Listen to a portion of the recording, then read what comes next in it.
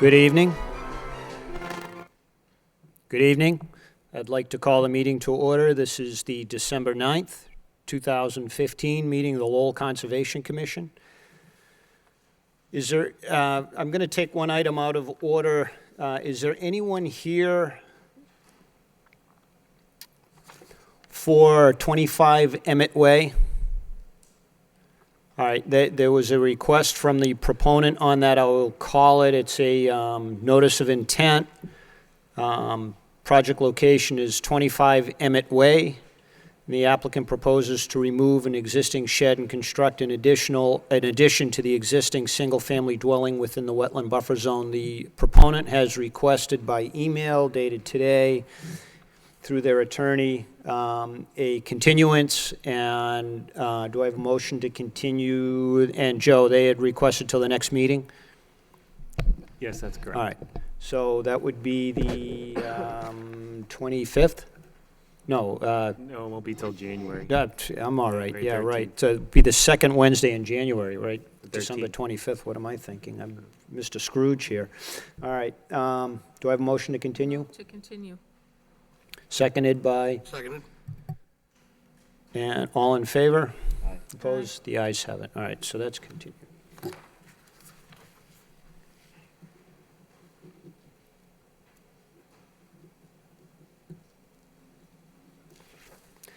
All right, moving on to the first item on tonight's agenda is a notice of intent continued from our prior meetings, City of Lowell, concerning DEP file number 2060753. The project location is 831 Pawtucket Boulevard, and it's to provide stable parking space for emergency management vehicle.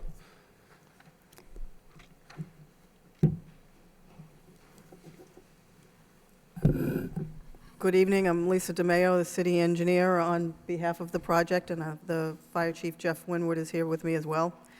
The address that you mentioned is referred to as the Old Ferry Road Fire Station. And adjacent to the fire station is a concrete pad that the fire department parks the emergency management vehicle on. And currently, there's just gravel between the asphalt driveway and the concrete pad. So what we're looking to do is pave in between so that the emergency management vehicle can drive from the driveway onto the pad without getting stuck in the mud. So we have done a plan on it, and there's a small piece of it is in the floodplain. More than half of the area. It's only about 800 square feet, I believe. Most of it is above the floodplain.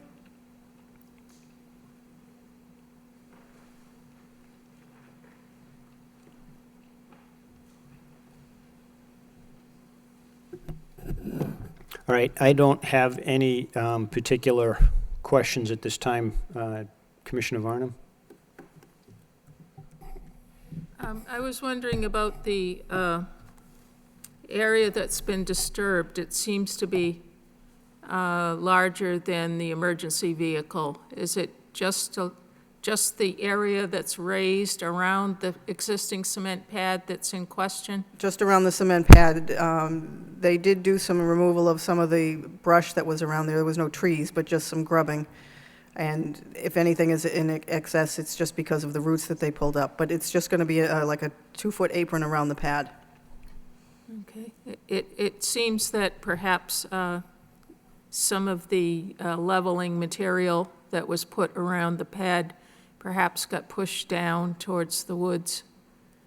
There seems to be loose material there. We can take a look at that. It has rained since we started the work, so it may have gone down that way, but we'll take a look. Okay, I don't have any objection to the area that's level with the pad unless there's a regulation against it, but I would like the loose material that's at a level below that pad as it exists right now to be pulled back and perhaps removed. There could be as much as a truckload or more in there that seems to be new material because some of it's crushed stone and things like that, rather than wetland muck or whatever might have been there. We'll clean up the slope and stabilize. Before I go on, Commissioner Dillon, I believe Yeah, I'd like to recuse myself Okay, due to a conflict of All right. interest. very good. Commissioner Lovely? Any comments? Commissioner Toner? No questions. And Commissioner McDonough? Okay. Commissioner Beardron, I know you're just joining us. Any questions on this? No, I reviewed it and I'm for the project. Okay. Yep. All right. This is here for a notice of intent. No further questions or comments from the commission. I'd like to open this up. Is there anyone here who would like to offer their comments or concerns either for or against this project?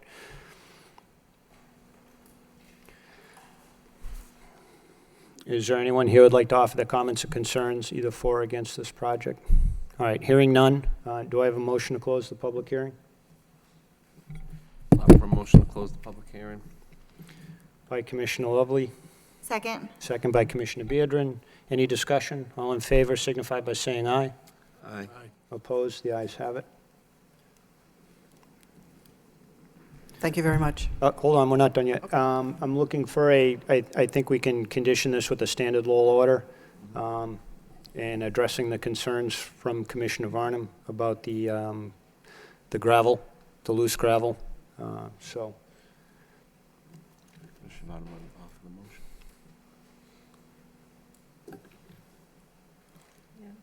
I'd move to issue a Lowell standard order with the condition that the newly placed loose gravel that's at a lower level than the proposed pad be pulled back and removed from the site if it's not needed for the area of the pad, and that the slopes be loam seeded and stabilized in some manner as soon as possible after completion of work. I'll second that. any discussion? All in favor signify by saying aye. Commissioner Varnum, Aye. Commissioner Lovely, Aye. Commissioner Beardron, Aye. Commissioner Toner, Commissioner McDonough, and chair is yes. The ayes have it. The passes. Order will issue. Okay, Lisa, and just be in touch with Christine, and they'll get the order out to you in short order. We will do that. Okay, thank you. Thank you. Thank you, Commissioner. Thank you for coming in. Second item on tonight's agenda is request for determination of applicability. Paul Whitney. Project location is 1226 Pawtucket Boulevard, and the applicant proposes to remove a rotted tree along the riverbank for safety purposes. And I'm assuming you're Mr. Whitney? Yes, sir. If you could identify yourself for the record? Yeah, my name is, it's Fred Whitney. They got it wrong. Microphone is terrible.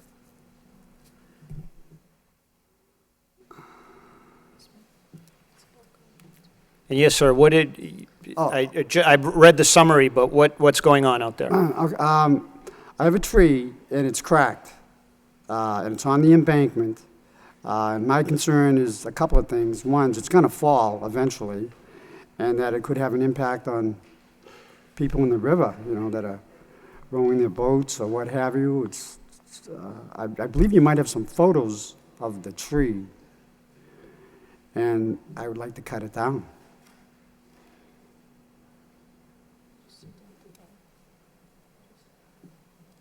Yeah, Commissioner Varnum? I didn't get out of the car, but I drove by, and you seem to have two trees similar that are leaning towards the river. Would this be the one that's more upstream? Rephrase that, If the river flows towards downtown, right?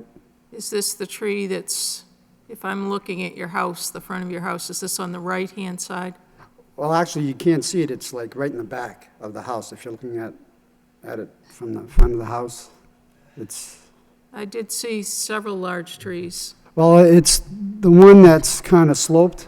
It's leaning over the river. Yeah, that's, So it'd be upstream. oh, okay. I guess you would. Okay. I got a good And then view. you see the crack of it? I got a good view of it, yes. Yeah. And I'd like to mention, too, that several years ago, when we had the bad winds, I had to call the fire department as well, because there were trees falling. Yeah. And they said they got a tree cutter. Do you want to talk some more?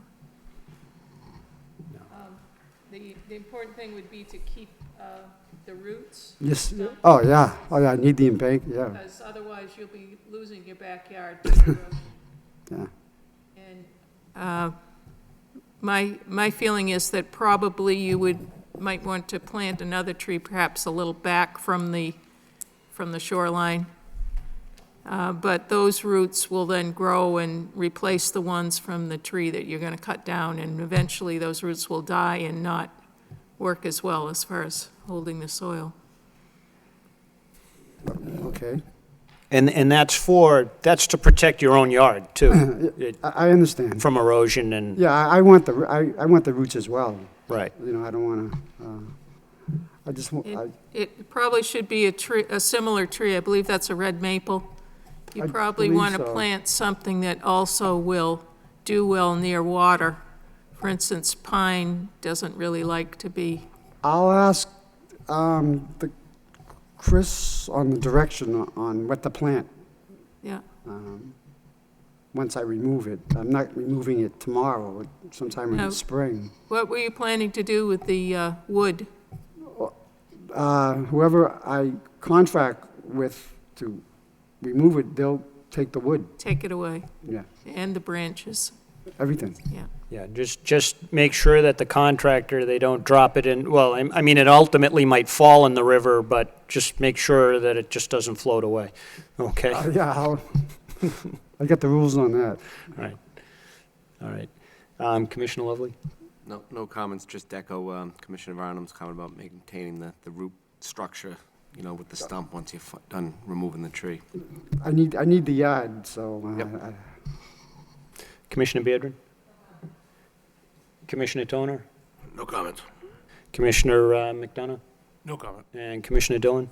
No comments. All right. Clearly, the act applies here. It's riverfront, and it's floodplain, and it's floodway, and it's bordering vegetated land, wetland.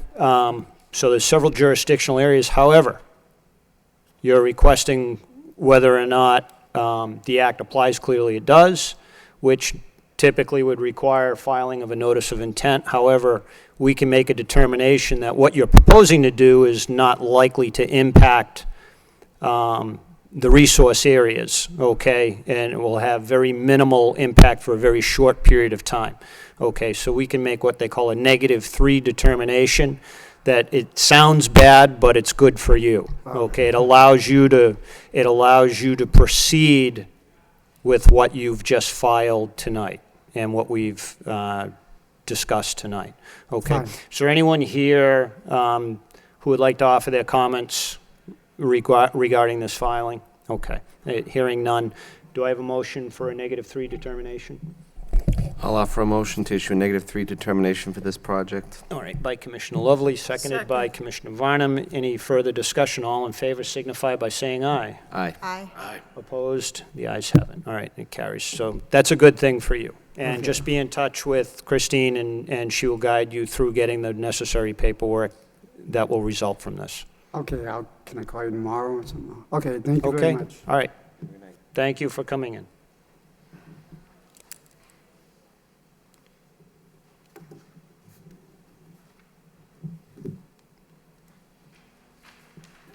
Tonight's third item on the agenda is an enforcement order. Penny Cartier. Violation location is 71 Laureate Street, and it's tree removal in floodplain area. And the violation was observed during a site visit conducted on November 13th, 2015. Either Joe or Christine, what do we have going on out there? Currently, our enforcement agent has been out there. Looks like approximately 20 trees were cut down. Some of them on 71 Laureate, another one on an adjacent property that happens to be city property. And I believe all the commissioners received pictures of the trees that were cut down. Yes, I've seen the pictures. I have more pictures, Hold too. on, ma'am.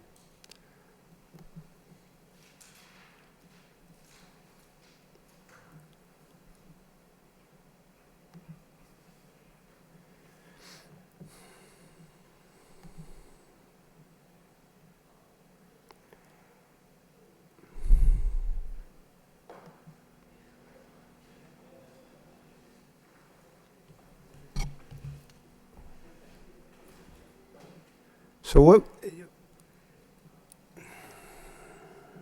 were the, I mean, from what I'm looking at, what were the condition of some or most or all of these trees? After the enforcement agent went out to the property, I was in contact with the property owner, and she forwarded me some pictures that she had. Some of the larger trees were rotted towards near her property, and that's why she took them down. Christine? Well, okay, hold on, ma'am. I'll give you an opportunity to speak. It's just we have to Okay. do things in order, okay? All right, are there any, at this time, I mean, obviously we can ask questions as they go along, but any questions for Christine or Joe? Okay, all right. Ma'am, if you could identify yourself for the I'm record? Penny Cartier. I live at 71 Laureate Street. I had no idea I needed to get permission. I did it because I didn't want the trees to fall on my house. Okay, calm down, it's I okay. know, it's just, It's all right. Christine knows this has been very stressful, right? My sister's handicapped, wheelchair bound, in the house. I have a daughter on that side of the room. The tree was rotted. I can show you. I had no idea, so they got cut down. I paid for my trees to get cut down. The city property that's there, which I maintain, I've maintained for 14 years, when my trees went down, some of them got broken, but they weren't big, massive trees. They were just small things. And most of the stuff over there is being killed by vines that grow up the trees and suffocate them, even in the front. The vines are doing that. Sean Machado's thought a couple of the trees in the front were dead, you know, and they're new trees, but the vines kill them. So it's a 100-year floodplain, but when I bought my house, I was like, a 100-year floodplain, that's a long time, you know, we'll all be gone. But none of this is an excuse. I had no idea that I wasn't supposed to cut the trees, and like I said, I've got more pictures, and I have solar panels on the house that, you know, forget killing my sister and my child, but busting up the roof. And I know if you know you have a rotted tree and you don't cut it and it smashes your house, your insurance company's not going to pay you for it. So again, I'm sorry, I didn't know, but it is what it is. If you want to use those pictures, I'm just going to warn you, you won't get them back. Okay, they'll stay in the file.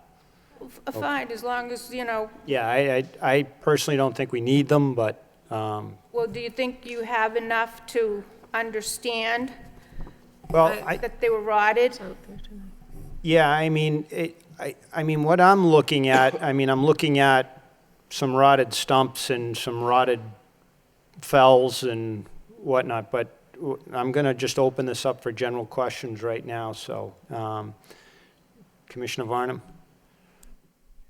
How many, was it only one tree that was actually on your property? No, the majority of them were on my property. And I think when they count 20 trees, one tree had like five shoots coming out of it, you know? And then one tree right by the house had 2 shoots coming out of it. So it wasn't really 20 trees. I think I saw 3 large stumps of Yeah. maybe a foot across. Yeah. I think you are allowed to cut trees in a floodplain, but not, you're supposed to get permission. I didn't know that, So, I know. And it's not like we have water there that the trees were gonna ruin, you know, like you said to the last man, if they fell in the brook or anything. It's not like that, there's no brook there. Yeah, when I saw it, the first thing came to my mind is that you were trying to create a garden, because it opens up some sunshine in there. It definitely looked like there were, you know, a lot of trees that had come up on their own, hadn't really been thought about, and perhaps they were too thick to begin with, is why they were weakened. Yeah.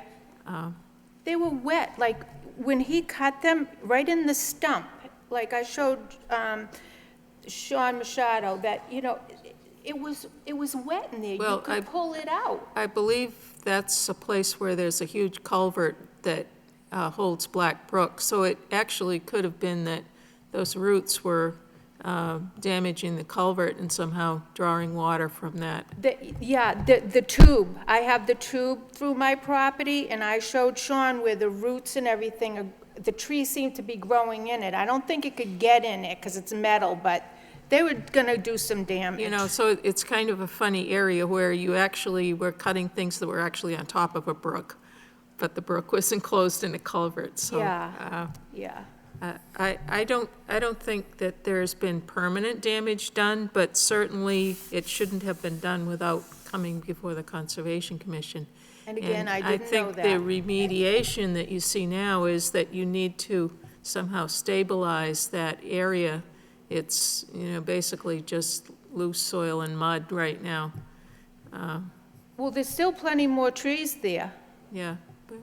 And springtime, more will grow up, But- and I plan on planting something nice, you know what I mean? But I have to be careful too, because it's loaded with poison ivy over there, poison sumac, it climbs up the trees. None of that was really visible this time of year, at least not to me. Exactly, but so. in springtime, that place is gonna look totally different.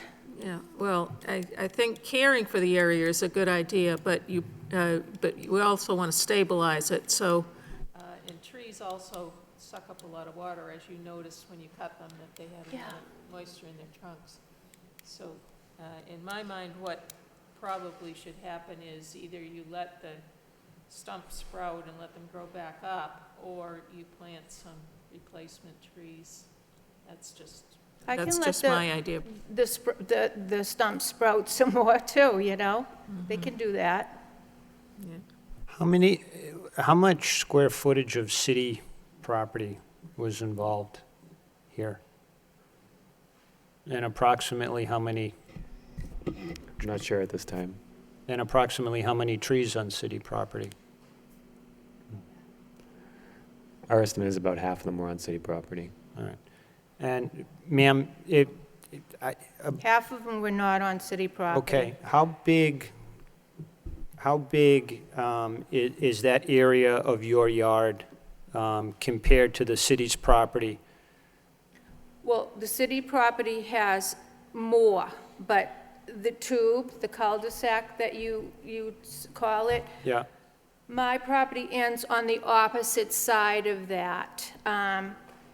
The tube goes crosswise, and my property goes way over there, because years ago, the city came out and showed me where my property was.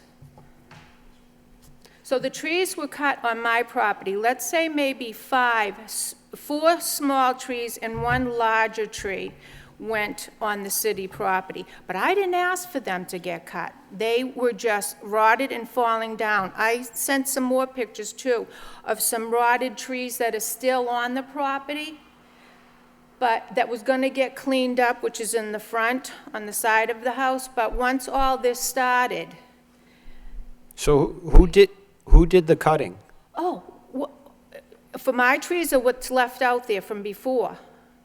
No, the trees that were just cut down, who did that? Oh. And what, did you hire a contractor? Yes, I Okay. did. All right, so, and do you know where your property boundary is Yes. between your property and the Yes. city property? Yes, Okay. yes, You got to be careful, you got to stay on your own property. yes.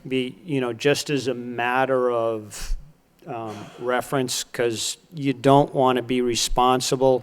If something had happened, you claim you don't have insurance for that, and you can't insure for that, okay? Because you don't have an ownership interest in it, But what okay? about the tree person? He had insurance. He was a trespasser at that point in time, and, so you just have to be very careful. Yeah. What I'm looking at doesn't look like some of these trees were long for this world anyway. Just to be aware going forward, though, as Commissioner Varnum has already mentioned, that there's no absolute prohibition about cutting trees in a floodplain. However, there is a City of Lowell ordinance that does regulate that. Yes. the cutting of trees, and a tree in and of itself in a floodplain is a valuable resource.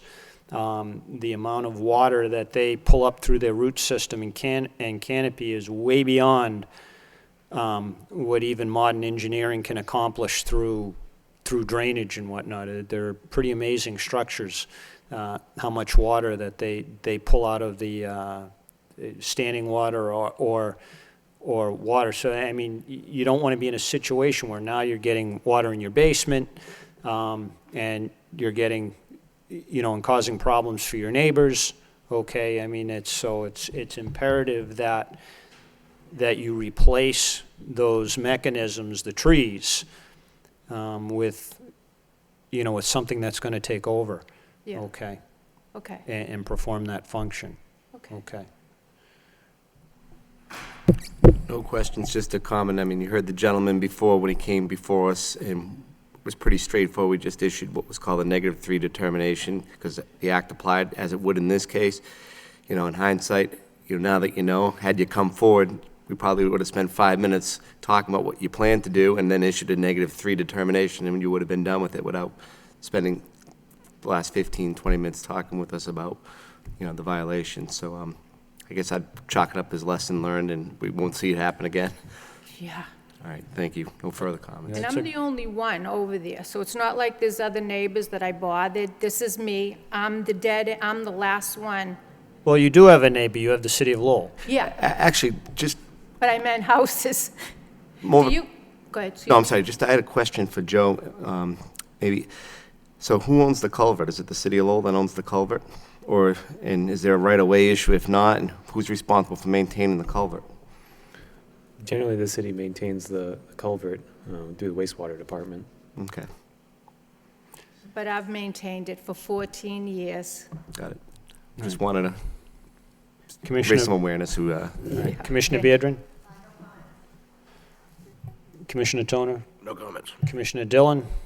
No comments. Commissioner McDonough? No comments. Okay. So this is here on an enforcement order. Do we, I'm assuming it was issued by our agent, Mr. McDonough? Mr. Machado? Yes. All right.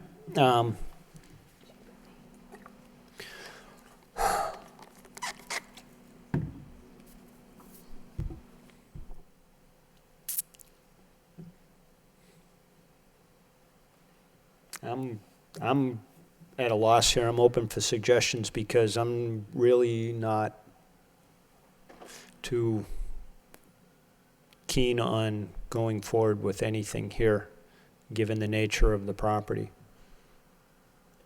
do we need to ratify the enforcement order and then could we rescind it? Perhaps that may be the most prudent thing to do. That would probably be the cleanest way to do it. What's that? That would probably be the cleanest way to do it. That's what I'm thinking. That way it's acknowledged in the record, and yet there's no further action. Yeah. So I'll make a motion to ratify the enforcement order. Second. All right. Any discussion? All in favor signify by saying aye. Aye. Opposed? The ayes have it. Do I have a motion to rescind? I'll offer a motion to rescind the order. I'll second. Any discussion? All in favor signify by saying aye. Aye. Opposed? The ayes have it. All right. So, little bit of procedure. There's no longer an enforcement order on you, okay? However, what we would like you to do is stay in touch with Christine or Joe and just send them a letter or an email when you intend to put in a couple of new trees, okay? You're not under an obligation to do that, but it sounds like you want to do that. So just send them a letter, and we'll just attach it to the file. Okay, should I send the letter now or springtime? 'Cause I don't think I Springtime when should- you're ready to go forward. Okay, Okay? all right. All right. Thank you very, very much. I appreciate this. Have a Thank good you. evening.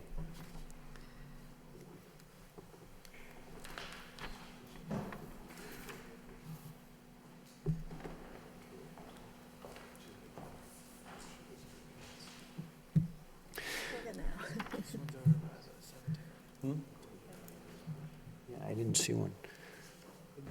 Moving on, To the next item on tonight's agenda is a request for certificate of compliance. Kenneth File? Yep. Thank you. Concerning DEB file number 2060740, and the project location is 80 Swan and 20 Woodland Drive. Do we get an as-built on this? Was that part of the earlier filing? We had an as-built, not an electronic version, though, just the as-built sent out on All right. Friday. If you'd identify yourself for the record? My name is Ken File. I'm an architect with Verdeco Designs and J.D. LeGrasse and Associates, here representing the condo association in putting these 2 retaining walls in.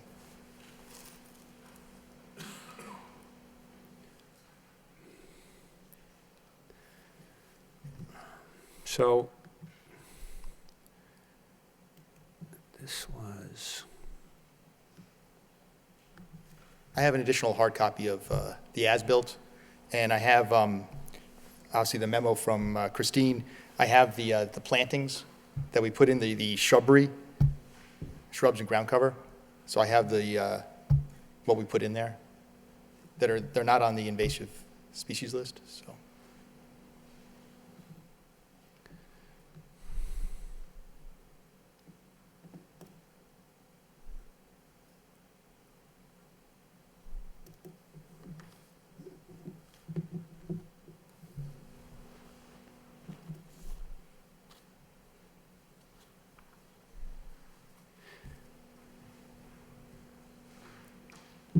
was your plantings, was that submitted as part of the as-built?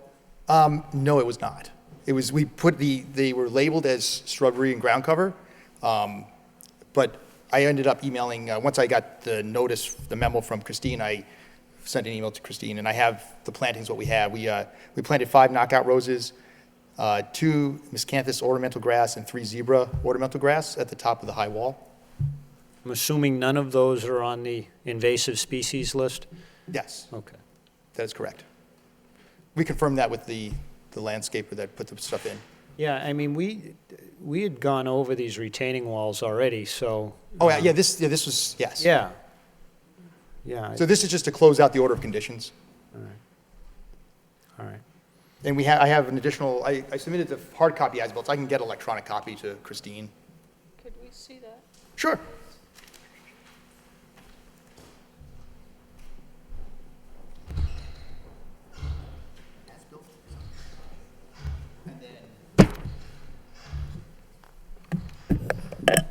This is the as-built. So there's the ground cover shrubberies on this side, right on top of here. And so these are the 2 walls. And on the other side, I have the approved plan from you guys. And as Christine went out there, the walls are all in conformance to what we had proposed. Do you have to take down any trees in here? No. No, we took down no trees. When, This is what when we were going through the approvals process, we were talking about taking that tree. There's the bump. Yeah. And well, in reality, the bump ended up being much smaller. when were the plantings done? They were done back in, it was during the summer, during a hot spell. What ended up having to delay in getting to you guys as far as the closing out the order of conditions is that the owner never filed the order of conditions with the Registry of Deeds, so I had to wait for him to do that so I could come back to you guys. So, Okay, Thank you. thanks. All right, so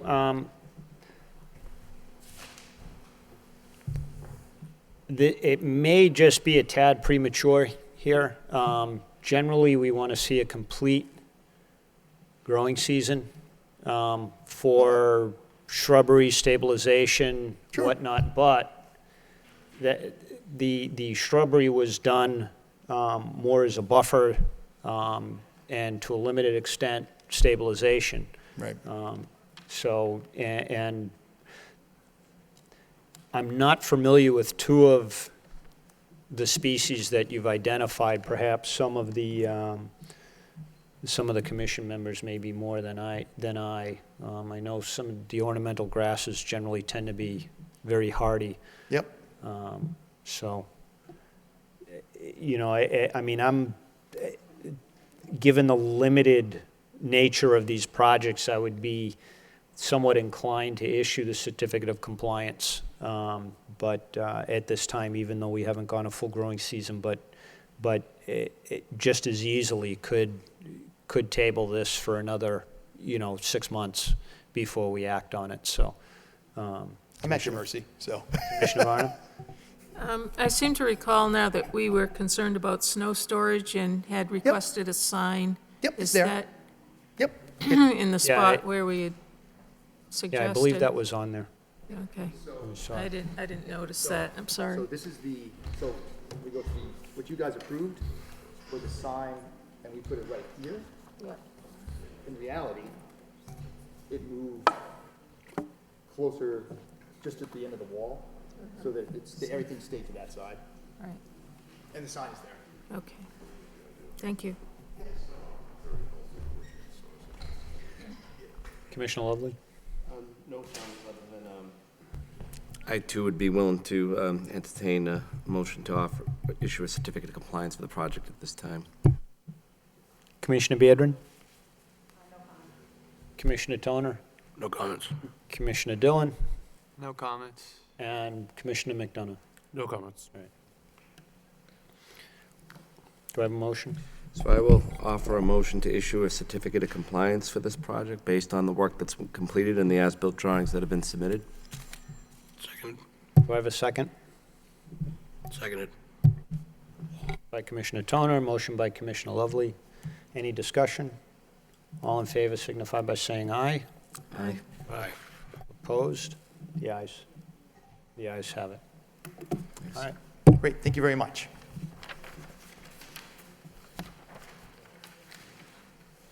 Next item on tonight's agenda is a notice of intent, Lowell Community Health Center. Project location is 101 Jackson Street. Do we have a DEP file number on this yet? 2060755. 755. So again, DEP file number 2060755.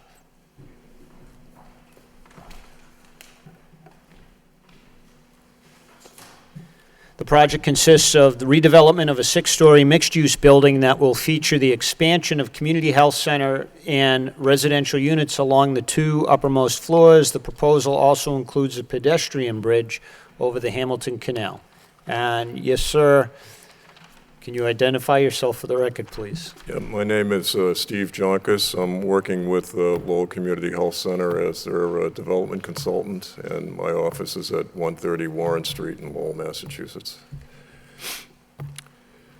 So just in terms of background, as you know, the health center acquired 161 and 101 Jackson Street. 161 Jackson Street is where their current medical facilities are. Those were completed in 2012, and that represents 100,000 square feet. That was an expansion from 35,000 square feet that they had in several different locations. Their reason for being before you tonight is that they want to expand the existing health center facility into 101 Jackson Street, which is the remaining portion of mill number 6. That portion of the building also consists of 100,000 square feet, and they plan on developing 60,000 or 3 floors to provide new medical services to their patients, including dental and vision, and expanding family care and adult care.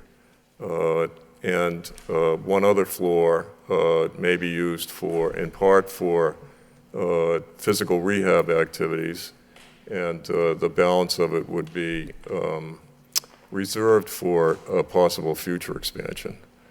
And then the upper floors would be developed either for future expansion or for housing development, depending on how things go in assessing what their needs are going forward. The project does involve the same kind of construction that we engaged in on the first phase at 161. It's an historic rehab of an historic asset, and at 161 involved improvements to an existing pedestrian bridge. This project will involve the replacement of a bridge that once existed at that location. And its location, Jody can probably explain this better, but its location is such that there's an archway that comes through Loft 27 at 27 Jackson Street, the recently completed project by Wind Development. And we have an easement through that archway, and the bridge would be constructed from the end of that archway back over to 101 Jackson Street. And the reason for that is to give it its own separate, distinct entrance, but to also give it an entrance that works more effectively or efficiently in terms of giving people pedestrian access to Jackson Street and the early garage.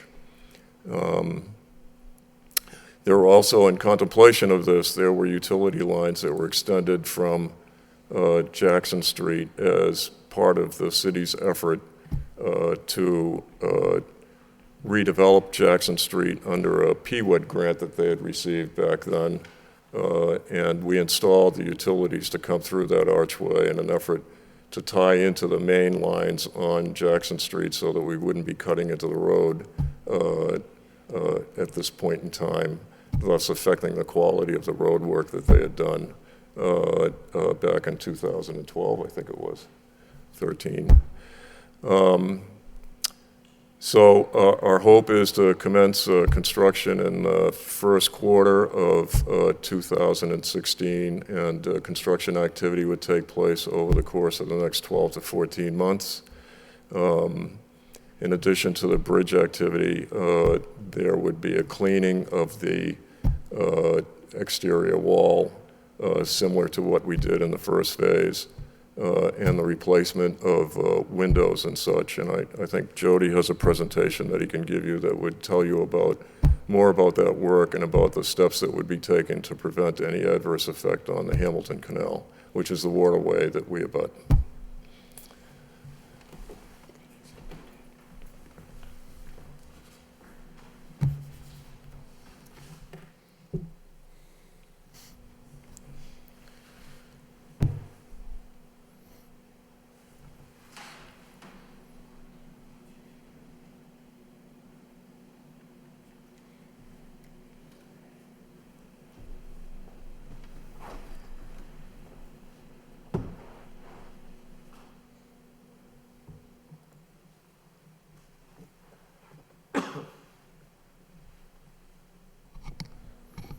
Mr. Chairman, members of the commission, for the record, my name is Jody Trumpvio, principal with TEC Engineering, based out of Lawrence, Mass, representing Joncas Associates and Lowell Community Health Center.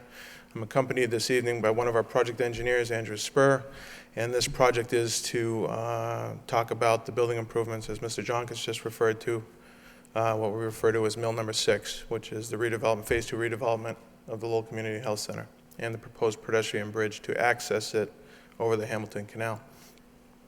Team members, the project proponent being Lowell Community Health Center, the development consultant, Mr. Joncas, with Joncas Associates, project architect Durkee Brown, Viveros and Warenfels, based out of Providence, Rhode Island, and our company serving as the civil and structural engineering consultant for the project. Just a brief outline of our project, going to review the existing conditions of the building, of each building, the proposed work that we look to do, our resource area impacts, that being the Hamilton Canal or the bank, the canal walls that are identified as bank, and how we intend to protect that resource area. Before we get into the presentation, just as a brief overview of the project location, this is the easternmost portion of Jackson Street. The blue shaded area represents Phase 1 of Lowell Community Health Center that was completed in 2012. The red shaded portion represents the proposed redevelopment that we are seeking approval from this evening. The red rectangles that spans the Hamilton Canal, that's separated by the yellow shaded building, is the proposed pedestrian bridge, that access point that would be a direct connection from Jackson Street through the wind development parcel and into the proposed development. You can see to the left of the screen the shaded blue rectangular footprint that represents the rehabilitated bridge that we did as part of the work back in 2012. Existing conditions. This is a view taken from that Phase 1 bridge looking down the Hamilton Canal eastward, and you can see to the left is our proposed site. The buildings to the right is the existing mill number 2 that was redeveloped recently by Wynn. And so this is the area that we will be redeveloping and proposing to place a new pedestrian bridge. I say new bridge, but as Steve mentioned, back nearly almost 100 years ago, there existed a bridge within the same footprint. So we're reestablishing that pedestrian link. Here's a view of the existing conditions of our proposed building at Mill 6 that looks at where we are going to support the bridge on our site side. So we're actually standing at the what would be our proposed south abutment, looking across the Hamilton Canal, and you can see the infilled brick archway, which would be the site of where the main entry into the Phase 2 portion of the building would be. There's a lot of existing infrastructure within the canal that we need to contend with. This photo was actually taken a few weeks ago during a recent canal drawdown for canal infrastructure maintenance. And I'll talk a little bit about that a little bit later in the presentation, where we'll actually need to do a construction during a similar canal draw. But what you see there is infrastructure for one of their intakes. It's a trash rack for one of their intakes for one of the raceways that enters into the building. So we have some infrastructure that we need to contend with when we install our new pedestrian bridge over the canal. So the proposed project per the Wetlands Protection Act is viewed as a limited project because of the rehabilitation to the existing building and the construction of a proposed footbridge. So here's a rendering, an architectural rendering of what is to be proposed as part of the redevelopment. You can see that the proposed bridge is a single span bridge over the canal of about 40 feet. It's going to be a steel girder system, single span girder system, supported by a reinforced concrete deck. The deck is going to have an ice melt system similar to the bridge that was constructed rehabilitated in 2012. To prevent the use of sanding salts, de-icing chemicals, and et cetera. So the de-icing system has been very successful for the owners, and they're looking to employ the same type of system as part of this bridge. The catwalk that's on the south side of the bridge would need to be modified to accommodate this crossing, similar to what we did in Phase 1. So there's a lot of detailing that's very consistent or repetitive to the work that was done back in 2012. The exterior fascia of the building will receive a restoration wash to kind of liven up the masonry as part of the work as well.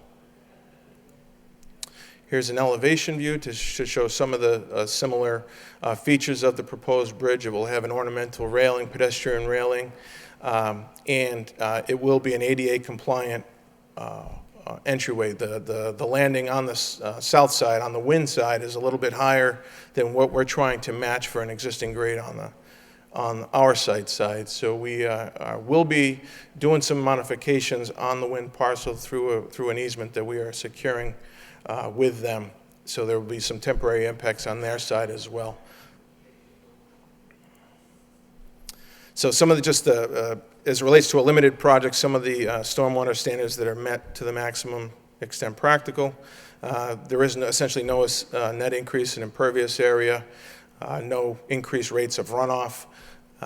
As a limited project, we are meeting the standards to the maximum extent practical, and there's no permanent alteration to the bank. So we are temporarily disturbing the canal walls to construct the bridge, but ultimately the bank is not modified as a result of the work. So the resource area impact, as I previously mentioned, we're envisioning the canal walls to serve as bank of the canal itself.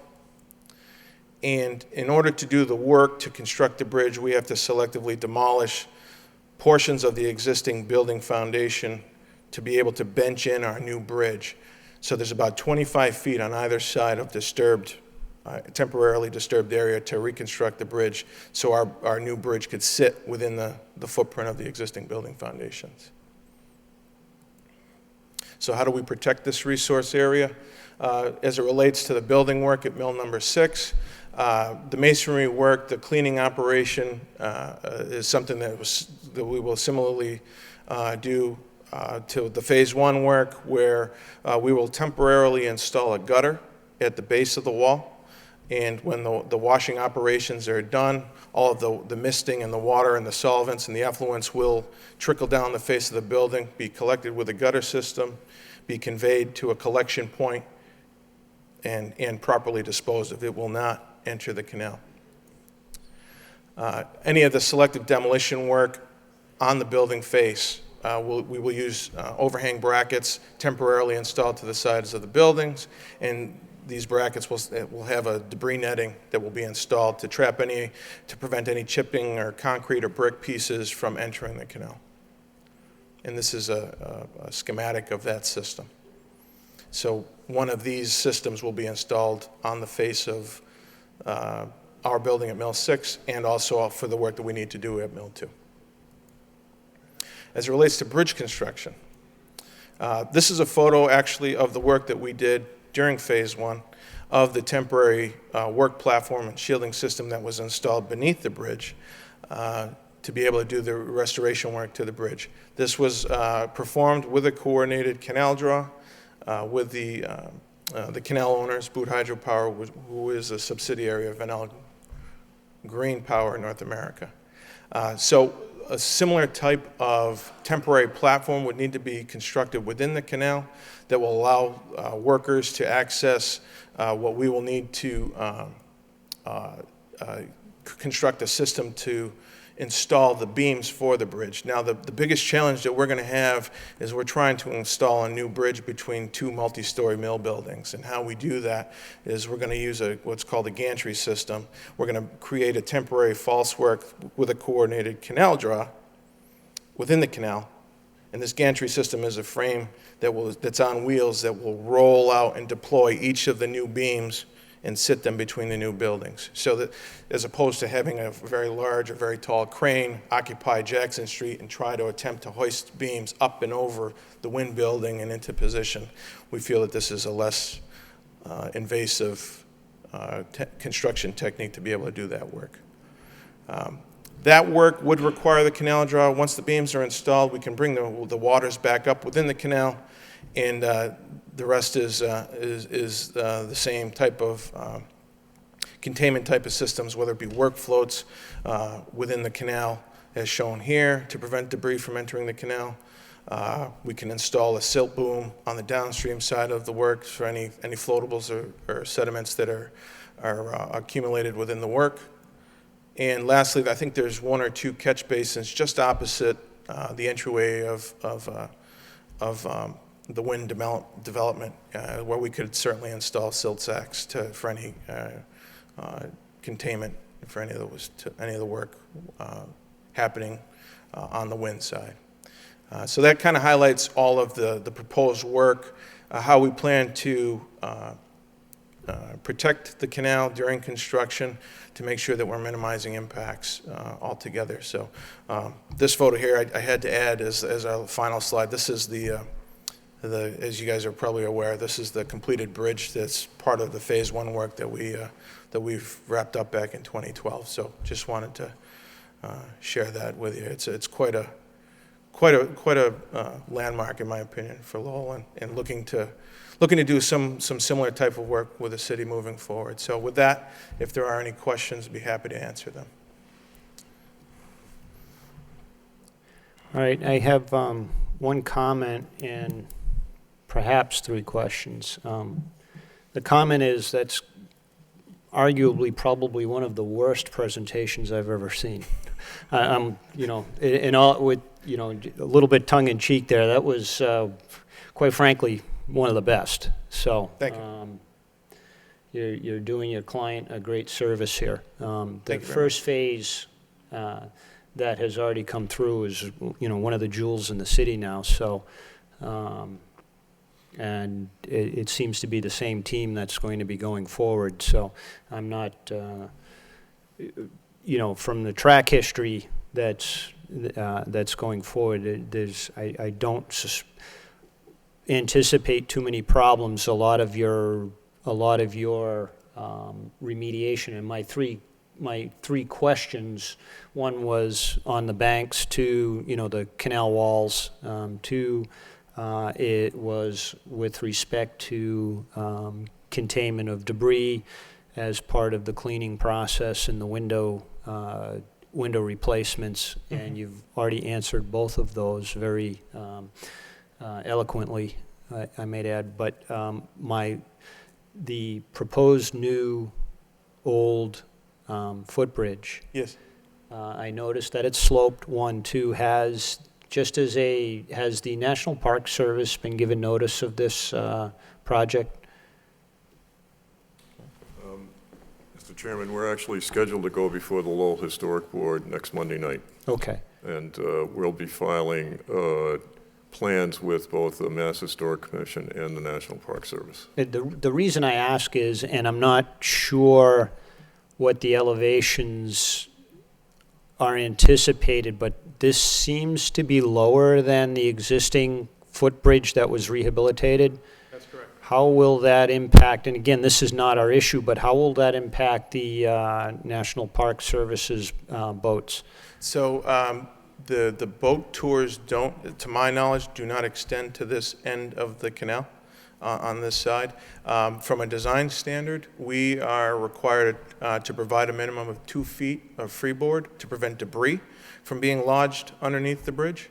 And we are very close to that, but we are satisfying that requirement. But to answer your question, yes, the bridge is lower than the existing bridge, but we are challenged with satisfying or meeting the existing floor elevation on our site, supporting a brand new bridge, supporting new utilities on our bridge, so without having them hang below the bridge, making sure our bridge is high enough so we're not banging into the existing trash rack infrastructure. So we've kind of have this window of opportunity that we've been able to sneak in our bridge and still have the freeboard required by design for. So the elevation above the typical water height at the Hamilton Canal, that's dictated by what? From what we've received from survey information in coordination with the canal owners, it's roughly elevation 85.5. And if I go back to one of the slides, you can see some of the water staining that's on the trash racks. So we've had this all surveyed and identified, and we've established those elevations and have been working. Now, I certainly don't want to second guess an engineer, but how does the canal freezing over and I know the ice impacts themselves, you know, it's not going to grow. Right. But when there's drawdowns and there's slight changes in waterways such as that, ice packs tend to form, they break up, and they tend to go vertical. So has that been accounted for? Within our design, I think to the extent that we've advanced our design, we've looked at what the requirement is in the minds of Mass DOT as an example, and with that 2-foot clearance, that's one of their requirements. We can certainly look at if there's stream impact or ice impact forces, but we can incorporate that into our design. It's something that can be easily incorporated into the design. All right, I don't have any further questions. Commissioner Varnum?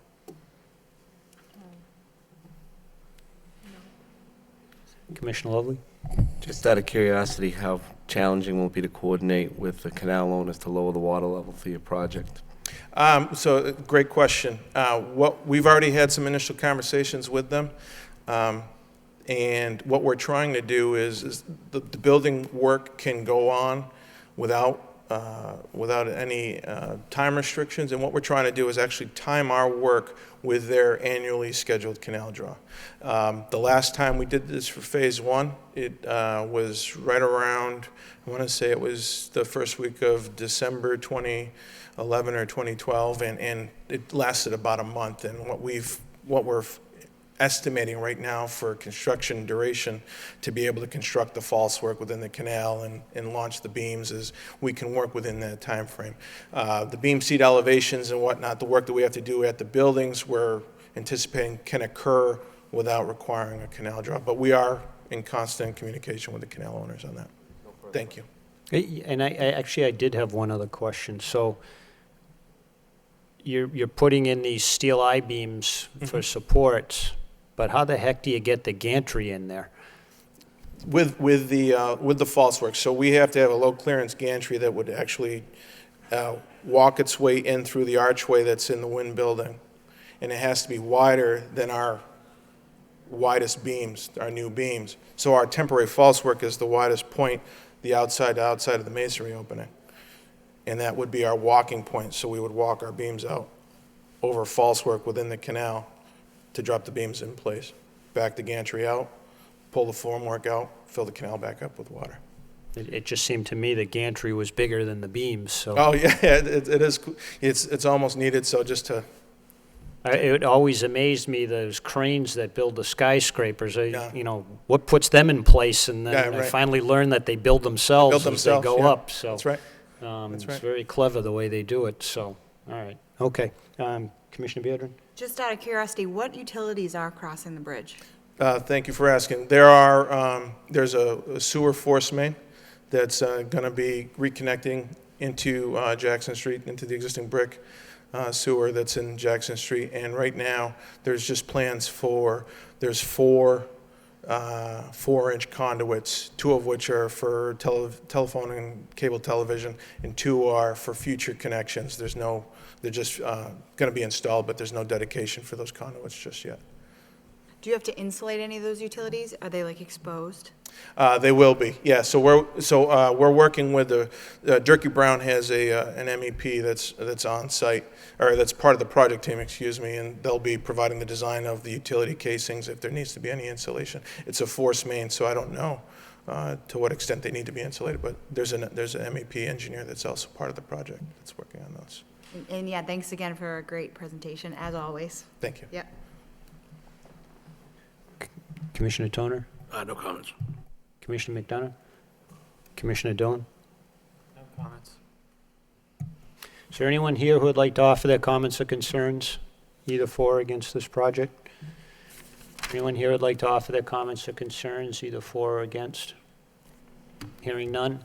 Do I have we have a DEP file number. Do I have a motion to close the public hearing? I'll make a motion to close the public hearing. By Commissioner Beardron, seconded by Commissioner Lovely. Second. Any discussion? All in favor signify by saying aye. Aye. Opposed, the ayes have it. I think we can issue a standard order on this one. So with that, I will offer a motion to issue a City of Lowell standard order of conditions for this project. By Commissioner Lovely, seconded by Commissioner Toner. Any further discussion? Signify by saying aye. Commissioner Varnum? Commissioner Lovely? Commissioner Beardron? Aye. Commissioner Toner? Aye. Commissioner McDonough? Aye. Commissioner Dillon? Aye. And chair is yes.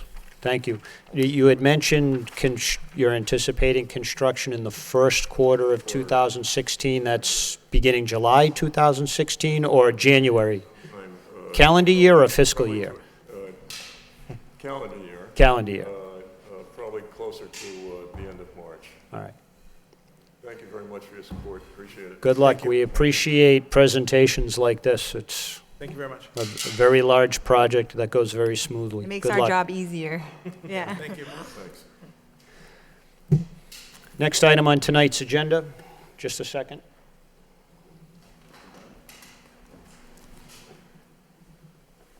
Is There's a request for determination of applicability. City of Lowell, project location is 44 YMCA Drive, 2 Lowell Connector, 4 Lowell Connector, 34.1 Robinson Street, 44.1 YMCA Drive, 44.2 YMCA Drive, and 71 YMCA Drive. The applicant is seeking jurisdictional status of a depression located on the site. Mr. Chairman, I think I have to recuse, Craig, do I? Yeah, I have to recuse myself. Okay, Commissioner Beardron is noted, recusing herself. Okay.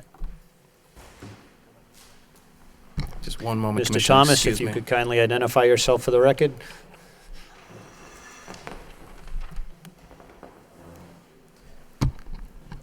Thank you, Chairman and members of the Conservation Commission. My name is Craig Thomas. I'm the Chief Design Planner for the City of Lowell, in the Department of Planning and Development. I'm here tonight with my team to talk through a project that we're bringing forth for your consideration for resource area determination. This is the Hamilton Canal project. You may recognize, and it does not sound like what we're talking about, but they're intimately related, and it's important to sort of understand why we're at a distant location that's hard to find and has strange parcel numbers. So what you see here is the Hamilton Canal District Plan. This should be relatively familiar to everyone, and as I think the Commission knows, just in general from keeping up with the city, we've made great strides and are moving forward with the city's largest municipally owned redevelopment area. One of the largest, most significant portions left to be completed here are the areas 15 and 16, are large commercial development sites in the hope for one of the most significant job generators in the district. Those are also the current location, overwhelmingly, of the National Park parking lots. If you've heard also talk in the press about a land swap, the city and National Park have been engaged for some time now trying to complete a land swap whereby the city acquires the park's parking property, and in exchange for our ability to develop this as a part of the district, we provide replication parking for them. So they have both cars and buses that they park. Their cars will be parked in our parking garage right next door, which is a very nice marriage in the district, because again, their headquarters, or excuse me, their visitor center is a half block away. But we've struggled for some time to figure out how to replicate bus parking for this. We've discussed with them the option to try and park about 11 buses somewhere in the city that has certain performance standards that need to be met. And after struggling really for over a year, frankly, on this, we came up with an idea that has its own issues, but in many ways is the best option.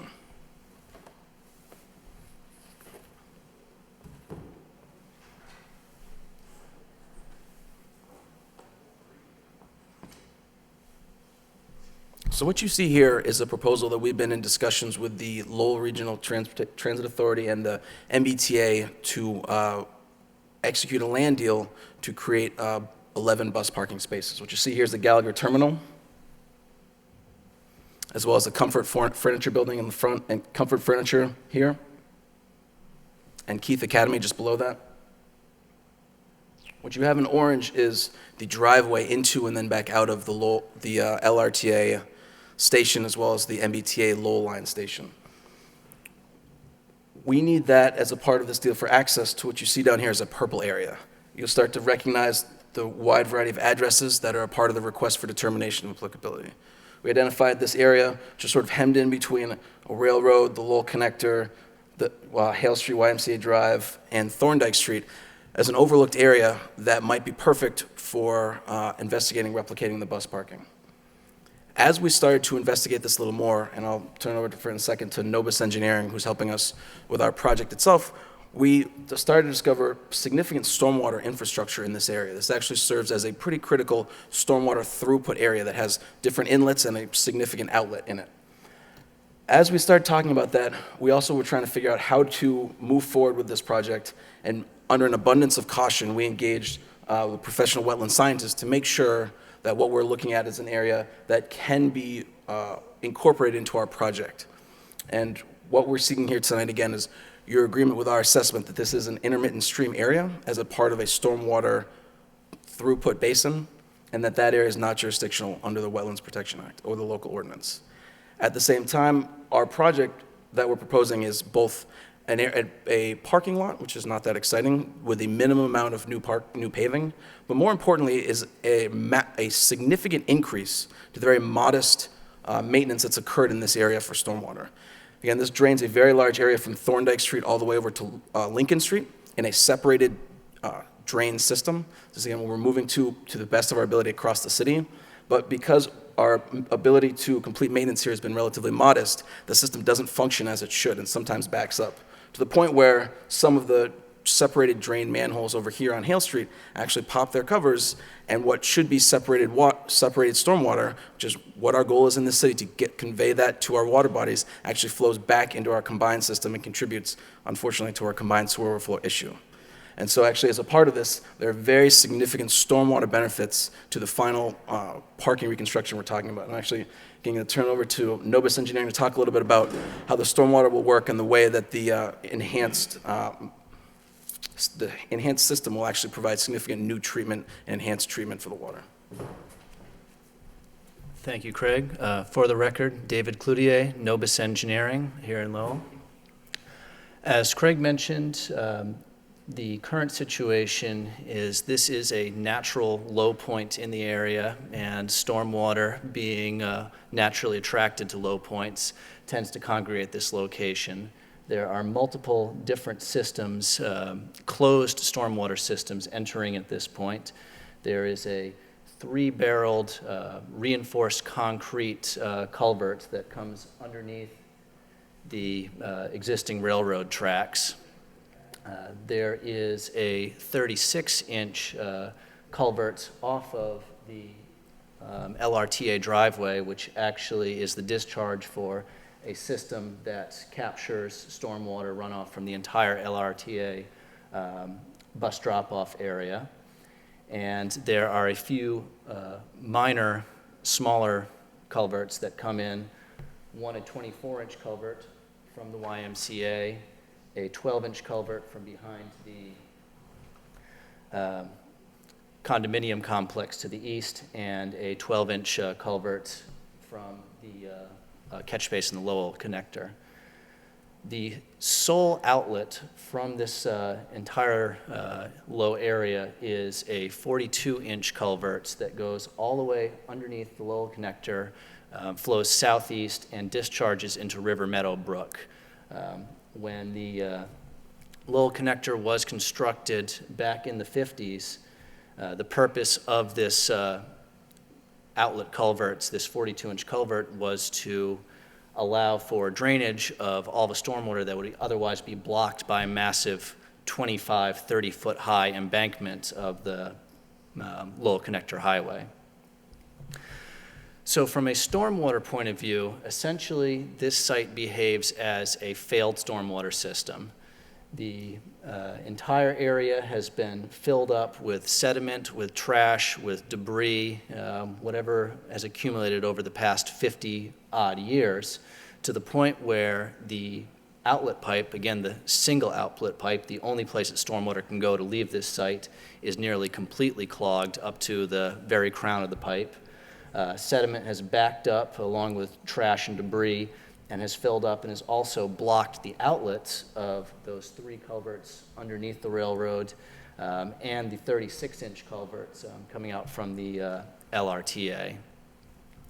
From a stormwater point of view, the net impact of this is that stormwater cannot flow unimpeded out from these culverts and through the low area as it was intended to do. Instead, these pipes, these culverts back up, and the backwater carries up through the system backwards and up gradient. And as Craig noted, at times under severe flooding, you actually will have catch basins overflowing.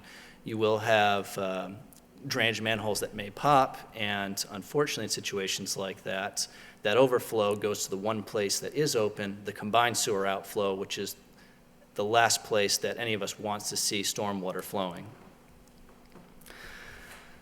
So what is proposed as part of constructing the parking lot area will be a closed stormwater system that will connect these various stormwater inlets coming into this area to that single stormwater outlet. At the same time, by excavating out the various debris and sediment and trash in the area, all these culverts and stormwater pipes will be cleaned out so that they can properly serve their intended function instead of being clogged up to the point where there's barely any flow at all. The advantage of this is that we will now have, under this proposed system, we'll now have the stormwater system in the area working as it was intended. When there are storm events, everything will flow through cleanly and easily without any additional trash or debris being picked up in this area through a closed box culvert out and under the Lowell connector. Because it will be flowing properly and will not be backing up, the existing catch basins in the LRTA area, in Hale Street, and even extending out to Howard Street that all contribute to this area will not be flooded from the backed up stormwater, and that means that the city will be able to maintain them properly, go in with their annual catch basin cleaning, take out any sediments that accumulate, and because they're not flooded, the deep sump and hooded outlets will work as intended. And finally, because we will be removing all of this debris and sediment and trash and putting in large diameter culverts, we will be providing increased flood storage over what is currently provided in the area. And so as a result, as an additional benefit to providing this parking for the National Park buses, we'll be improving the condition of the stormwater system through this area and improving the quality of stormwater exiting the site. Thank you. So again, Dave Cloutier from Nobis Engineering, who's also available to answer more questions. And I'm going to turn over to Scott Goddard, our professional wetland scientist, to talk through, again, for an abundance of caution, our investigation of potential resource areas and our determination why this is not, in fact, a resource area, but an intermittent stream. Good evening. My name is Scott Goddard from Goddard Consulting. I'm the owner of the company. By way of introduction, I don't think in 20 years of professional practice I've had the privilege of coming before the Lowell Conservation Commission, so it's a pleasure to be here. I've been a practicing wetlands consultant full-time for 20 years. I've had my own company for about 5 years. Prior to that, I worked for another private firm in Massachusetts. I'm a professional wetland scientist, certified by the Society of Wetland Scientists, CWS, Certified Wetland Scientist, State of New Hampshire. Prior to being a full-time professional, I have degrees from WPI and MIT in environmental studies and civil engineering. I've been involved in adjudicatory hearings. I've done thousands of notices of intent and delineations of sites, et cetera, and evaluating complicated sites. So that's the background that I bring to the evaluation of this property. I was asked the very specific task here to say, Scott, there's this low wet area with water moving through it on this piece of property. What is it, and does it qualify as a wetland resource area under either the Wetland Protection Act or Lowell's Wetlands Ordinance? So to answer that question for this fairly unique parcel, I'm just going to take you slightly back in time a little bit to set the stage. We have done a fair bit of homework to understand the context here as best we can. Can you see this well here? Is it too far away? I can move it up if it's appropriate. Just let me know. This is a 1950 USGS map, and the target area that we're looking at is right up over in here. This is prior to the Lowell connector extension being constructed, which has approved plans from 1959. So what you see here is River Meadow Brook in its natural course, a meandering stream channel down in this corner. This bend in it right here is the exact location of the subject site that we're talking about tonight. When you look at the current version of the USGS map, you will not find this bend any longer. You will see that River Meadow Brook goes right across here in a linear fashion. In fact, the whole thing was channelized in a concrete lined sort of river canal system with armored banks. So at one point we had a natural stream system about 30 feet wide, and what we have on the site today I believe, is the remnant of this corner of the oxbow that was left when the stream was rechannelized. So that's the context there.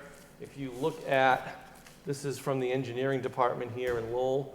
These are the approved design plans from the Lowell connector project. It shows River Meadow Brook flowing here, going through what was referred to earlier as the 3 large culverts. We believe it to be 7 feet in diameter. So the brook ran through this culvert system, and this section right in here is our subject site. So YMCA Drive currently is right over in here. This plan shows River Meadow Brook relocation right here. So if you walk down the street, down Howard Street, you can see this point right here and stand and look at River Meadow Brook and going in one direction and the other direction in an approximately 30-foot wide sort of channelized concrete area.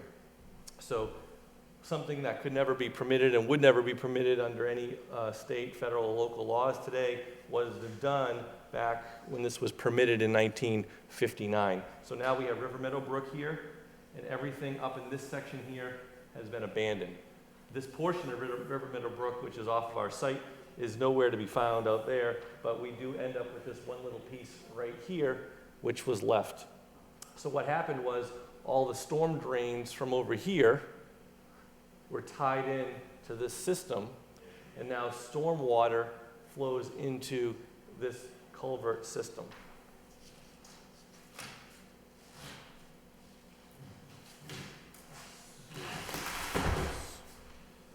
This is just the other end of it.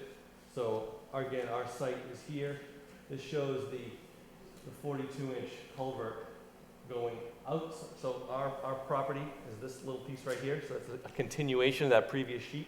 This shows the installation of that 42-inch pipe that goes underneath the roadway and discharges to the now concrete-lined River Meadow Brook well off-site to the south. So that's how we were able to verify what happened and how it got to where we are today.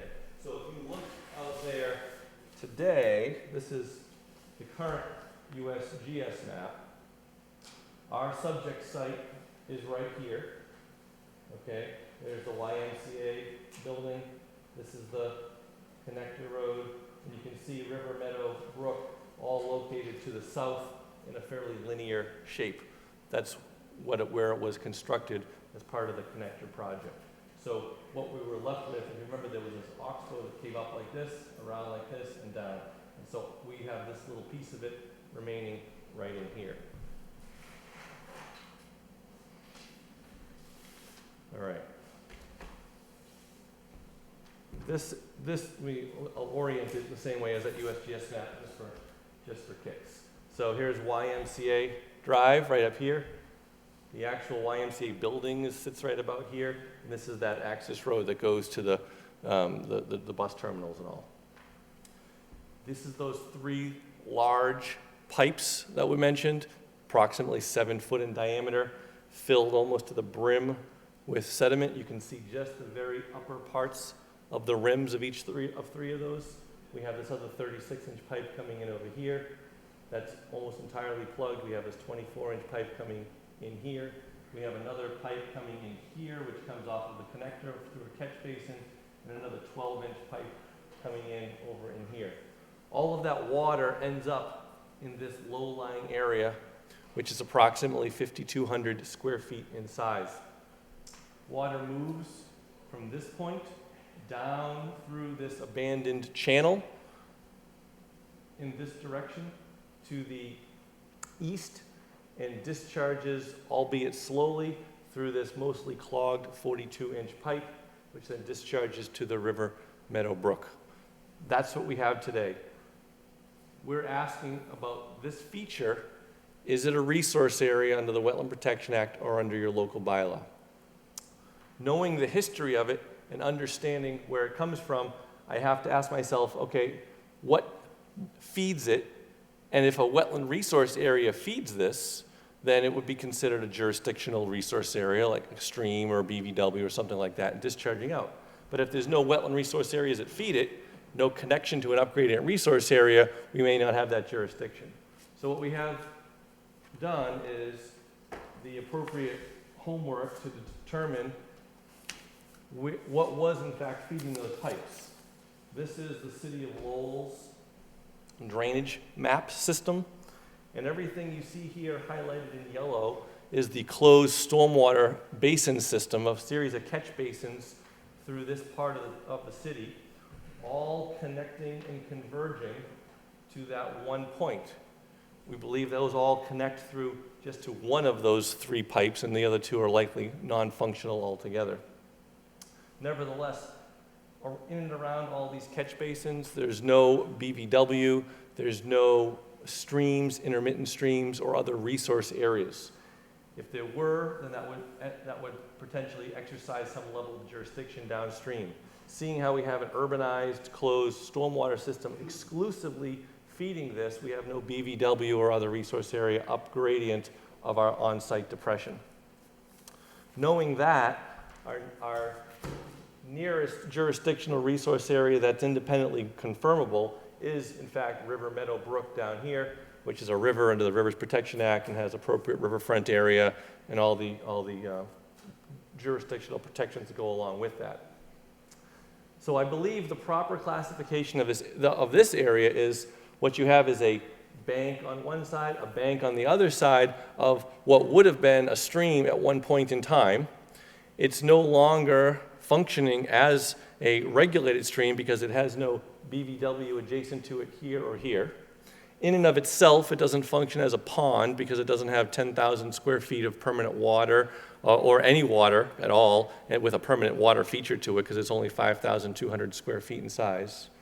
I don't believe it can qualify as isolated land subject to flooding because we have water coming in here at this elevation, and at the same or slightly lower elevation, we have a 42-inch outlet pipe. So there isn't the capacity for this under normal operating conditions of these pipes for water to store in here at a 1/4 acre foot or more because the water has a general pitch from west to east and discharging out to River Meadow Brook. So under the regulations, the definition of a stream, and what you might think of it as a stream when you see this, because it has 2 banks and moving water, a stream is regulated only if it discharges from a resource area or has a resource area adjacent to it. Under the definition of stream, it says sections of streams that are non-jurisdictional are those that are up gradient of all other resource areas. So since we have a nearest resource area down here and we're up gradient of a nearest resource area, I believe this would be a non-jurisdictional reach of stream. And therefore, we're seeking the commission to make a determination that this depressional feature on this parcel or multiple parcels, depending on how we cite it out, we put the map up of what the parcels we're seeking a request for, is not jurisdictional and not regulated as a protected resource area under the Mass Wetland Protection Act or under your local ordinance. We had the opportunity to do a site walk, albeit a fairly brief site walk at the end of the light cycle today. A number of you I saw out there, so thanks for making your time to come out and see the site. It was limited as to what you could see, but hopefully you saw enough to get a sense of the site conditions. You would see some, if you would go out there right now, you'd see a little bit of water right in here. You'd see some water moving down through this at a fairly slow capacity and discharging through this pipe. More or less, that's my observations, and that's what we're seeking. Thank you, Scott. So again, we're here under an RDA. We're seeking your concurrence with Scott's assessment of the non-jurisdictional resource area. We're happy to answer any questions amongst our team. Just for the immediate time being, Commissioner Lovely, I believe, has a question for Mr. Cloutier, so. I'm curious, let's put aside the question of whether or not it's jurisdictional or not for later, but I'm curious, the stormwater benefit, I mean, has this been viewed through the lens of the city's MS4 permit and, stormwater reductions and the overall goal of the city to reduce combined sewer overflows, as you mentioned earlier? Yeah, thank you. And if I might, to point out the reason that Commissioner Biedron actually has to recuse herself, we're working closely with the wastewater department. Each year they have a set of priorities. We're under an MS4 permit. Any community that has a combined system has to identify priority sites and make progress for them each year. Once we start to understand, well, here we are now, the total amount of potentially treated stormwater that could be put through this system and appropriately discharged, this actually bumped up, and we're hoping we can work with wastewater as one of their top 2 or 3 priorities next year to move this project forward. So this is actually a critical project in furtherance of our MS4 permit compliance. You know, and with that in mind, assuming that this were to go forward, again, regardless of the determination whether there's jurisdictional issue here or not, there would be likely a significant benefit to a resource, a water resource, by having all this stormwater that's presently not treated and managed, treated, and avoiding the issue of a CSO discharge. Correct. And fair assessment? Yeah, that's a fair assessment, and it's important to keep in mind, although the way it's regulated is at a higher level in some ways than this commission, the combined sewer overflows are, to me, the most detrimental water quality issue we have. And for something where our moderate to very modest maintenance over time has created a system that needs wholesale improvement to maintain its functionality and actually improve that, this becomes a critical part of that, a critical part of avoiding CSO overflows and improving water quality in the city. And on that note, I would echo that comment, that I would argue that it's probably the largest watershed problem in New England, nutrient loading from both non-point sources, such as from farms, and from point sources, from city outfalls and things of that nature. So thank you for that. Yeah, thank you. I thought Commissioner Lovely, the way he started, was going to ask you the exact same question I'm going to ask you, but assuming arguendo, that without making any comment on the jurisdictional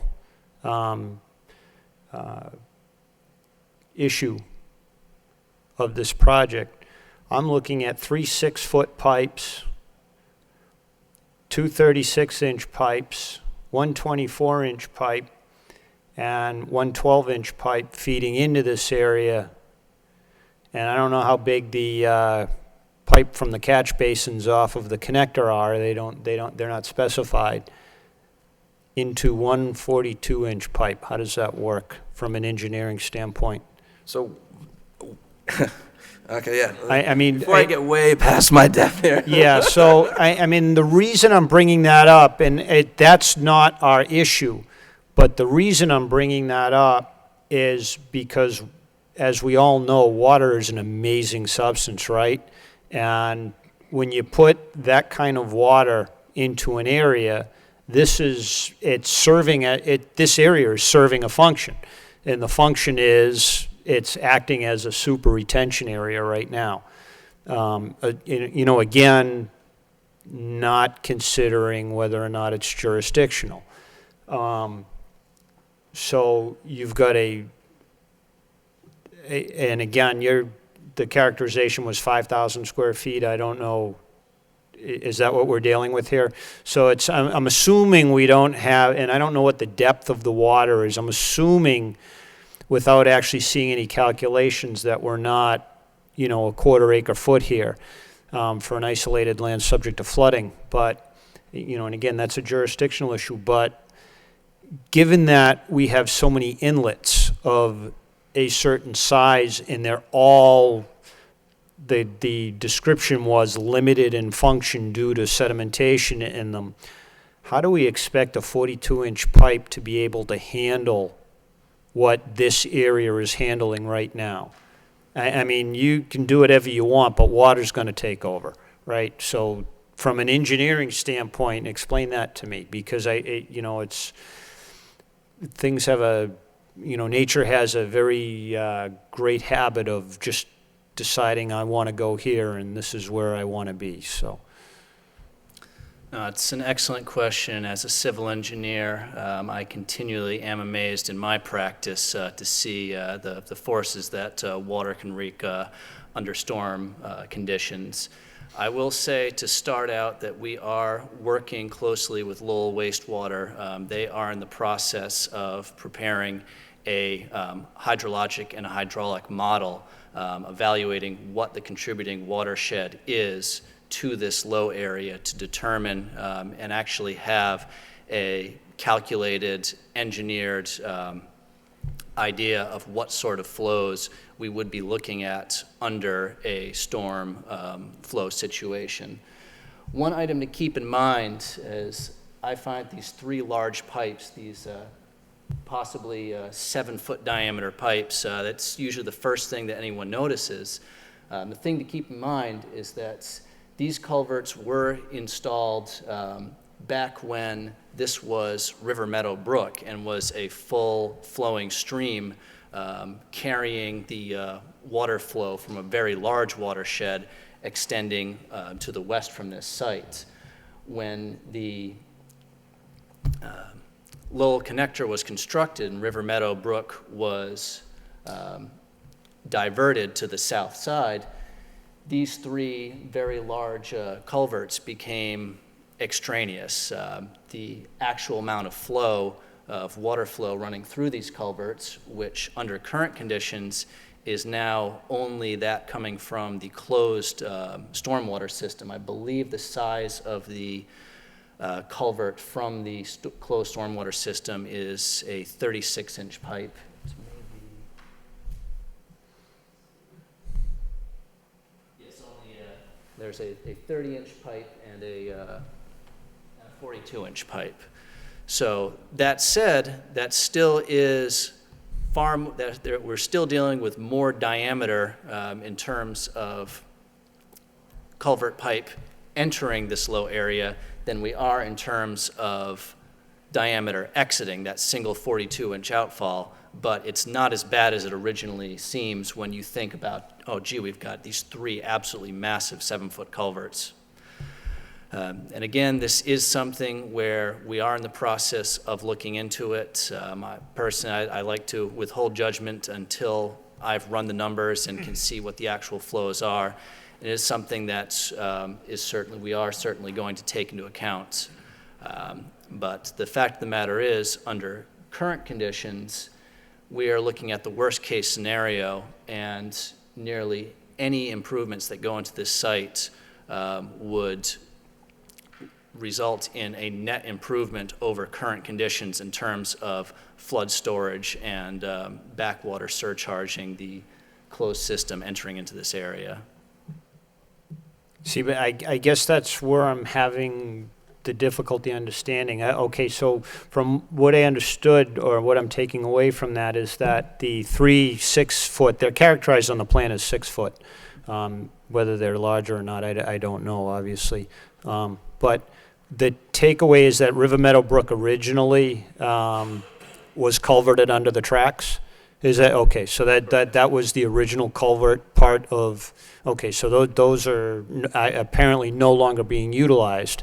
Are they cut off on the other end, or are they just are they still functioning as you know? Are there still outlets into the other side of them on the tracks being fed by, you know, the combined system of the city? Yeah, so they are two, again, of the pipes are not connected whatsoever on the bottom. The top pipe here is sleeved with a much narrower pipe, as Dave pointed out, that comes through it. The system, again, just to point out one thing that I know we're still talking about, but I think we know some version of this will be enacted so we can feel comfortable saying it. There'll be essentially a box culvert there. So think about it like you have these pipes coming in, and there'll be a large storage system in there. So you're really worried about, again, the water at the peak moment, the peak flow, being able to hold that and then let it out in a way that the outflow can hold. And we're moving forward with the analysis with wastewater, but we all feel confident, at least I can speak that way, Dave is really holding judgment, but again, we've made progress with wastewater. We continue down the road of fully defining and installing the system, you know, subsequent to this discussion, if appropriate, in a way that will have that peak flow attenuation in some kind of holding chamber where all the pipes flow in to allow for appropriate outflow through the 42-inch pipe. So, well, I'm very familiar with the area. We've been out there several times, and you know, and I did not make today's site visit, but again, I'm very familiar with that area, given the you know, neighboring projects that have gone on out there. So, you know, I mean, we had a record dry summer, and there's still quite a bit of water that was there all summer. That's being fed, you know, the water's coming from somewhere, okay? And the water that's, you know, and it's not coming from River Meadow Brook, you know, as the characterization was, we're up gradient.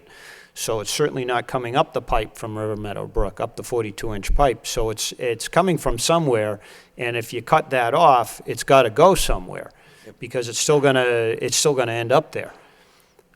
So what's the, you know, we're here for an RDA, and you know, where's this, you know, where is this water going to go? And, you know, are you proposing some massive underground, you know, system here, or is, I mean,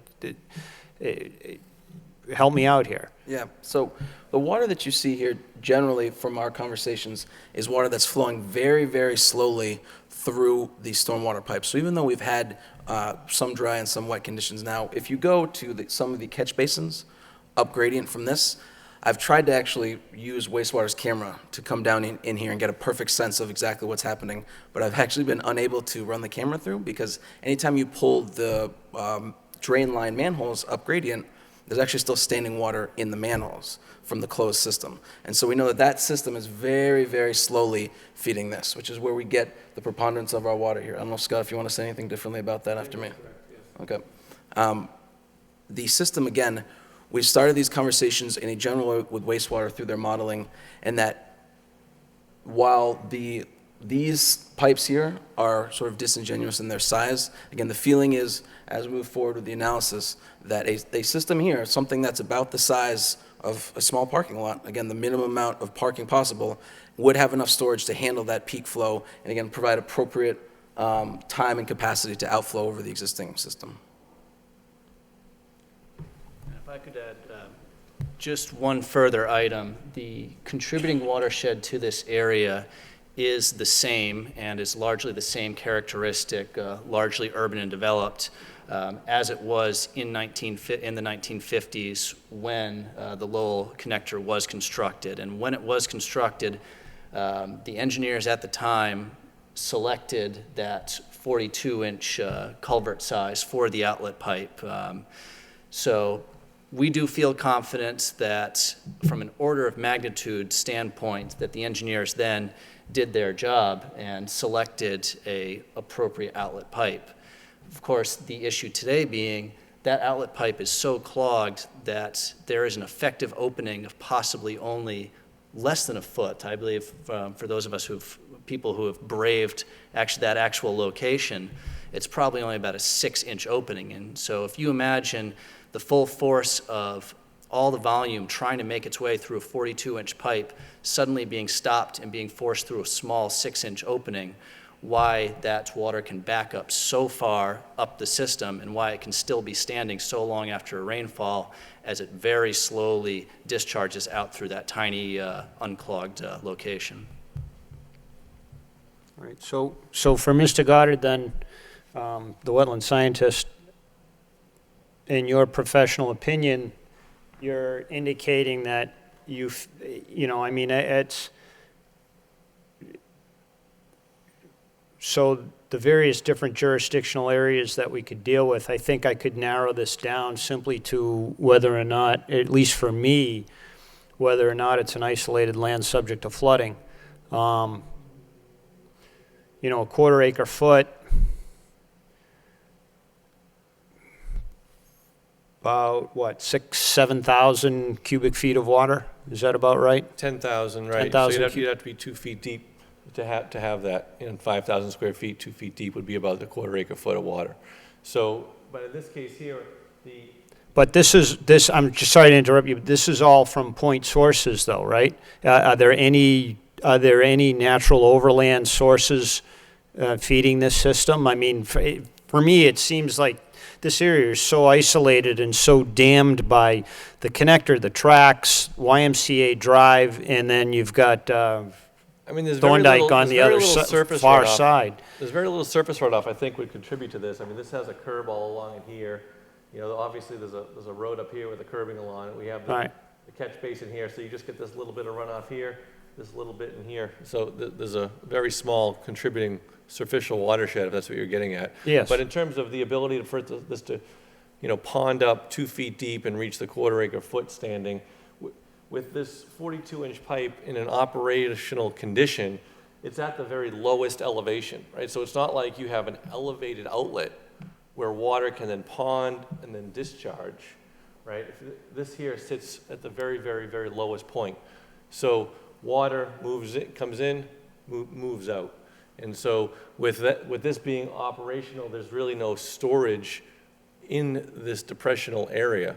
Now, arguably, when it's completely plugged, you can get, a surcharge up and then a trickle flow out. But this just needs maintenance to be, operating the way that it ought to be. But there's no natural basin, as it were, that requires flooding conditions as an isolated land subject to flooding before the discharge occurs. Most ILSFs that you see will be like something that might look like a vernal pool or something like this, where either it's completely isolated or you might have some inlet to it. It could be a stormwater inlet, but there's a basin that has the discharge at an elevation that contains that volume of water of a quarter acre foot, or roughly 10,000 cubic feet of water. All right, so, and now I saved, I guess, for me, the $64,000 question for last. Where does all the siltation come from? To me, that's all hydric soils out there. So where does all the siltation come from? What's the source of the silt? I mean, it has to be the storm drain system, over 50 years, I would think, right? I mean, all the catch basins that are feeding it, if you go up and look in here, and you go look and start looking at these catch basins, they're filled with sediment, filled with sediment, filled with sediment. And so for 50, 60 years now, they've been filling in, moving out, and just filling this area up with sediment over the years. And so that's what these gentlemen outlined as the method to allow for maintenance and normal cleaning of those types of things. Just a question on that.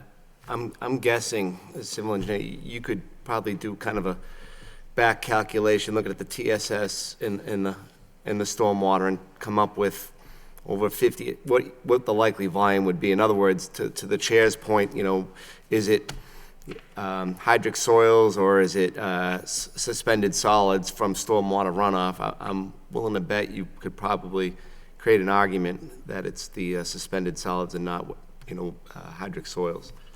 In terms of calculation, I think that would be possible to put together by making some assumptions, something about a back of the envelope order of magnitude assumption of the volume of sediment. What that would not include in this lovely mixture of trash and debris, I would say for those of you who have been out to see the sites, you could probably open a used car store with a sheer number of of old car tires that are out in the site, and various trash. And so there's a good deal of volume of what we're calling sediment that is also just trash and debris that people have thrown out in that area. I only bring up, because I think when there's a legitimate argument that the majority of the volume, it is not, or would not be, hydric soil type material. But I'm not a wetland scientist or a civil engineer. Yeah, I would put it right in the category. I mean, obviously there's an abandoned riverbed underneath there somewhere, right? From back in the day. And now what's been placed on top of that over the years is all, the street runoff sediments. I mean, you can just look at it and you can see it's all, sediment materials from runoff. So where I'm going with this is, you as the professional, and if the commission agrees with your assessment, then one outcome be that it's not jurisdictional and therefore the act doesn't apply. That being said, and assuming the commission agrees with that, I still think the bigger picture item that Mr. Thomas brought up, that in his conversation with me just a few minutes ago, is still legit, and that is there's an overall environmental benefit in terms of reducing potential stormwater-related impacts to the receiving water bodies. Oh, absolutely. I mean, if you go out here and you just see what this is allowing to discharge the River Meadow Brook and the condition of this area, these improvements are going to be a benefit to River Meadow Brook, in my opinion, as well. Which at the end of the day would be a benefit and consistent with what we're trying to accomplish under the Wetlands Protection Act, regardless of the jurisdictional issue. I agree 100%. Okay, thank you. All right, so I don't disagree with that this perhaps would be an ultimate benefit, but I still can't get around, at least for me, that we've permitted 2 projects, one of them for the LRTA several years ago, and one of them for a private developer, indicating that this was a jurisdictional wetland. We have to get around that somehow.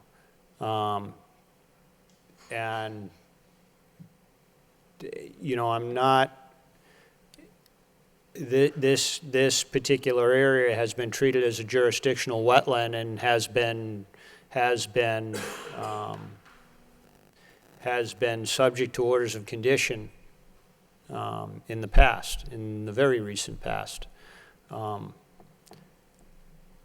mean, I understand that. I appreciate the position that puts the commission in. It's not something that I haven't seen before in other areas that commissions have had to deal with. I think of I just recently did a project for University of Massachusetts in Worcester.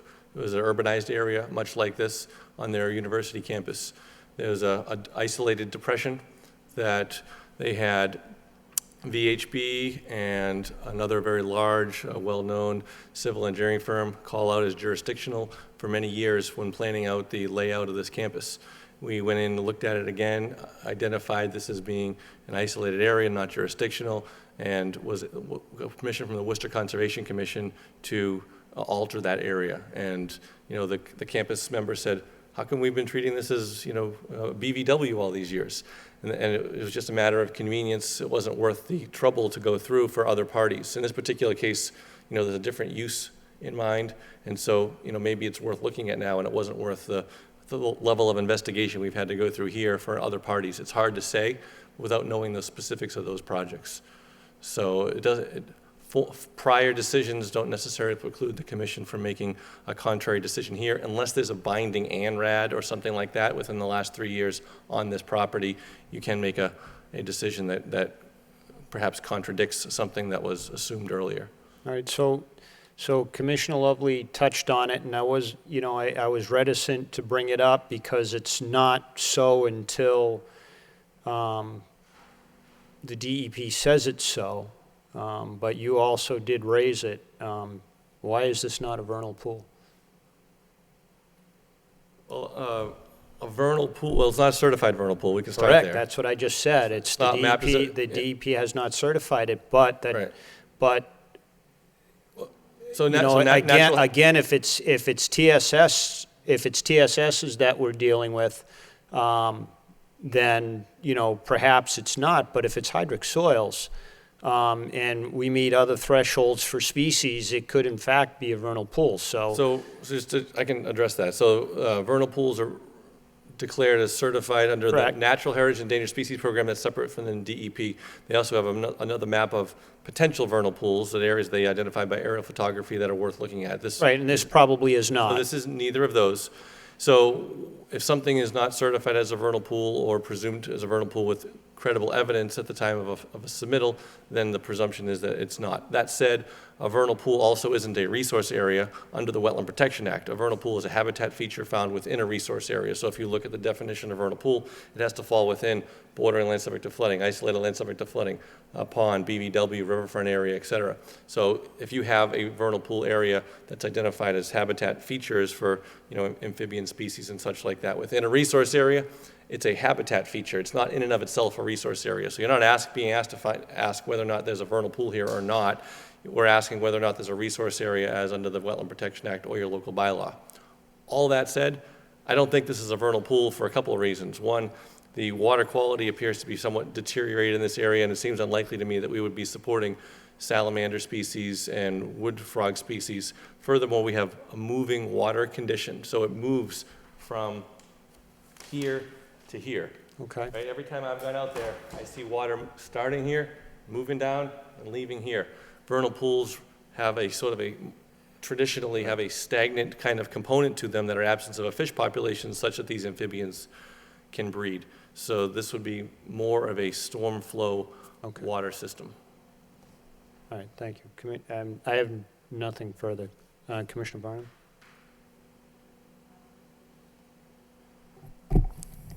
This project will result in no surface water being visible. Is that the end result? In other words, you intend to use the entire 6 or 8 parcels completely for parking. Is that true? So at the end of this, we're not proposing to have any surface open air stormwater flow, but the whole area will not be used for parking, actually. We minimize the amount of parking, if I can come back to.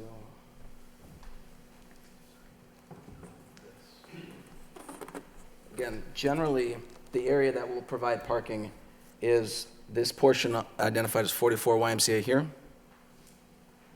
and a portion of 44.1 YMCA. Is that a fair assessment?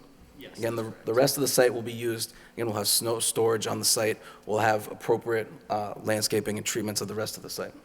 So, again, while there will be no, again, open-air stormwater flow, it's the minimum possible amount of parking for 11 buses with other open green space and pervious spaces around. But your green space would be of a newly created nature, not leaving any of the trees that are there now. Is that correct? It's unclear. It's hard to commit to that, not knowing exactly what will be required for the box culvert system. Some portions of it will definitely not be impacted, including as we get closer over here to the residential area. But in and around, and especially around the culverts, I can't say exactly which trees may or may not be maintained as a part of that. But as a part of this, and as is appropriate for any newly created area, we're happy to make sure we engage in appropriate replanting of trees or anything else that's required. We recently had something to do with that condo unit there. We had it on our agenda recently, and it seemed that this particular area was sort of an amenity for them. And it seemed also that some of it did extend behind there, which I don't think you're including. So would that be sort of an area that would collect water and perhaps be unattractive for those residents in that condo area? So I believe the area you're speaking about is over here.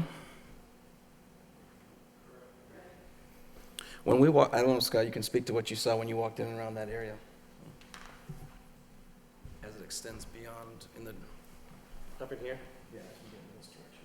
Right, so there is a discharge pipe right here, this little 12-inch, and there's a fairly narrow kind of swale feature that brings water in this direction.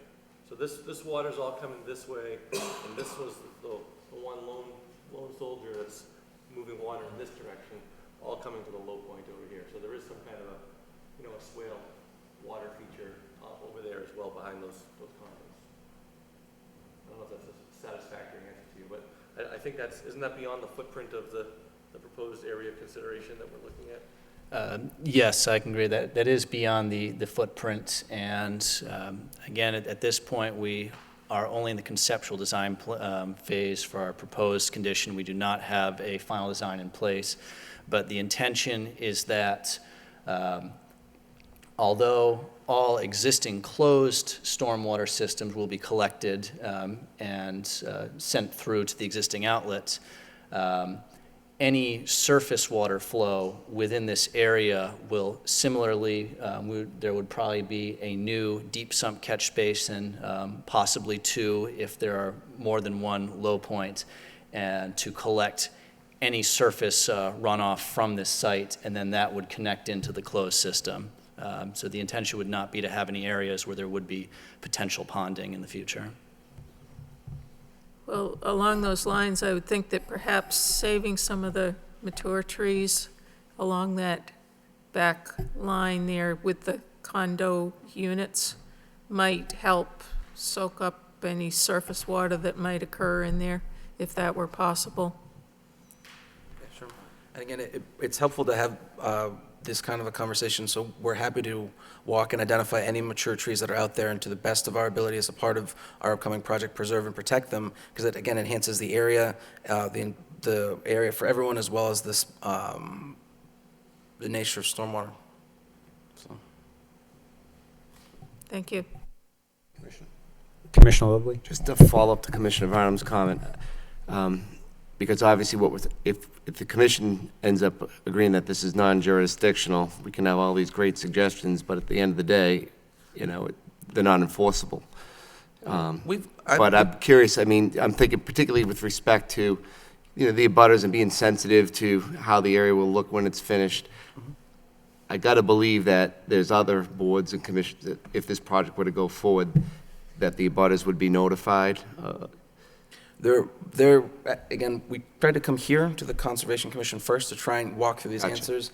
But again, both as a part of our process working with the National Park, as well as work in and through the production of a parking lot that may trigger site plan review.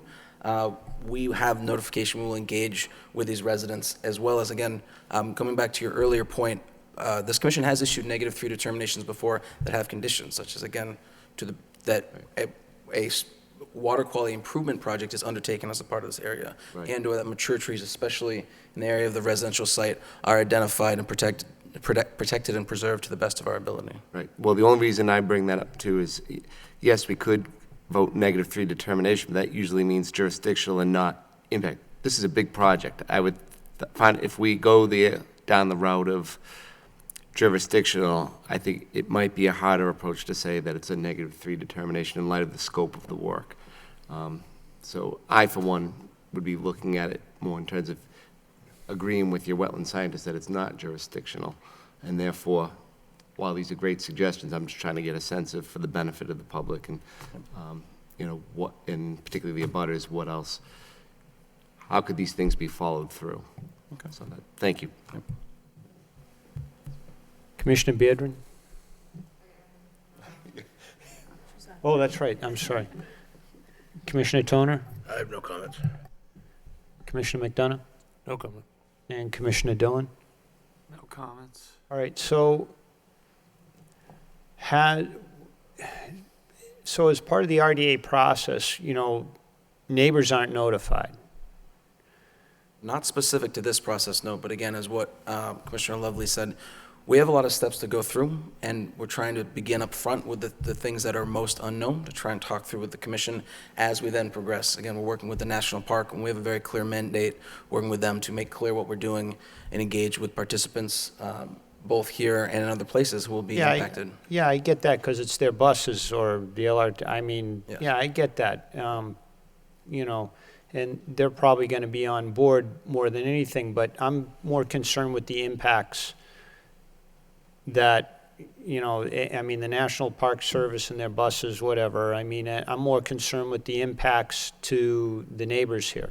And, we've got the condo association that just has built a new building, right, and new parking, and they installed at great expense, catch basin and, hooded inlet to, keep the solids out and separate everything, and I'm not hearing a satisfactory answer that what they've done won't be adversely impacted now by what's planned. I'm not actually sure what's planned because we're just dealing with whether or not this is jurisdictional or not, despite the fact that this board, on at least to my recollection over the last almost 20 years, has been we've treated it as jurisdictional several times. So, I have to be honest with you, Mr. Thomas, not that I ever would not be, but I'm having a real problem with this. Commissioner Lovely's comment that, this is not a -3 type situation. This is either it's jurisdictional or it's not. If it's a -3, then we're saying it's jurisdictional, but this goes way beyond the scope of a -3. This is, it's either jurisdictional or it's not, and I'm having a real problem with this. Simply because of what's been done under other projects that rely on this, what we've said was a resource area. So, I mean, I'm not hearing anything that's satisfying my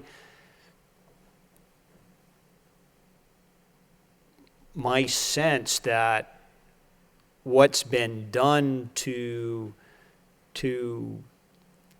utilize this. Now let's assume, arguendo, it is an isolated land subject to flooding, how that will now impact the various projects that have relied on this being in place. And it's a fair point to try and understand how this interacts with the other systems that have been created here, to make sure that there's no negative impacts and that, again, the abutters are appropriately understand how their systems in this area relates to what they've done and their properties. And so we're happy also to come back with the final plan in participation with the neighbors to explain how all this has been taken into account back with this commission again. Again, this is, we say non-jurisdictional, that's the end of it, right? It's not a situation where we can say, well, it's non-jurisdictional, but we'll put conditions on it. I mean, there's no precedent for that. And we have no authority to do that. From that permitting perspective, what we're offering is to say now in a public meeting that can be recorded, to say that we're willing to, again, come back for an administrative conversation about what we're doing and how to make sure that that final plan doesn't negatively impact those neighbors, those abutters and their systems and what they expect out there. I, for one, would like to know what the condo association and their engineer thinks about this, because, they, as I said, through great expense of their own, participated in the NOI process and built infrastructure that relies on this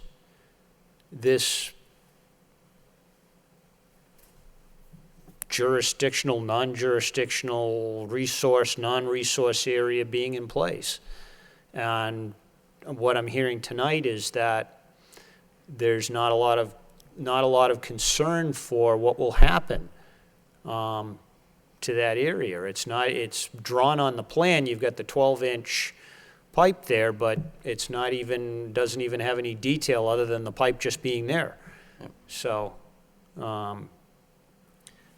I for one would like to hear what their comments are with respect to this, and whether or not they even know this is going on or not.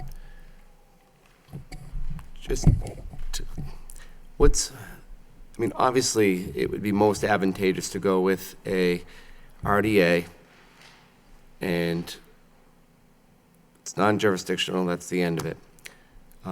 Respecting what the chairman has just said, I guess the question I have is, let's assume the commission doesn't agree that it's non-jurisdictional because of, our interpretation in the past of the surrounding area.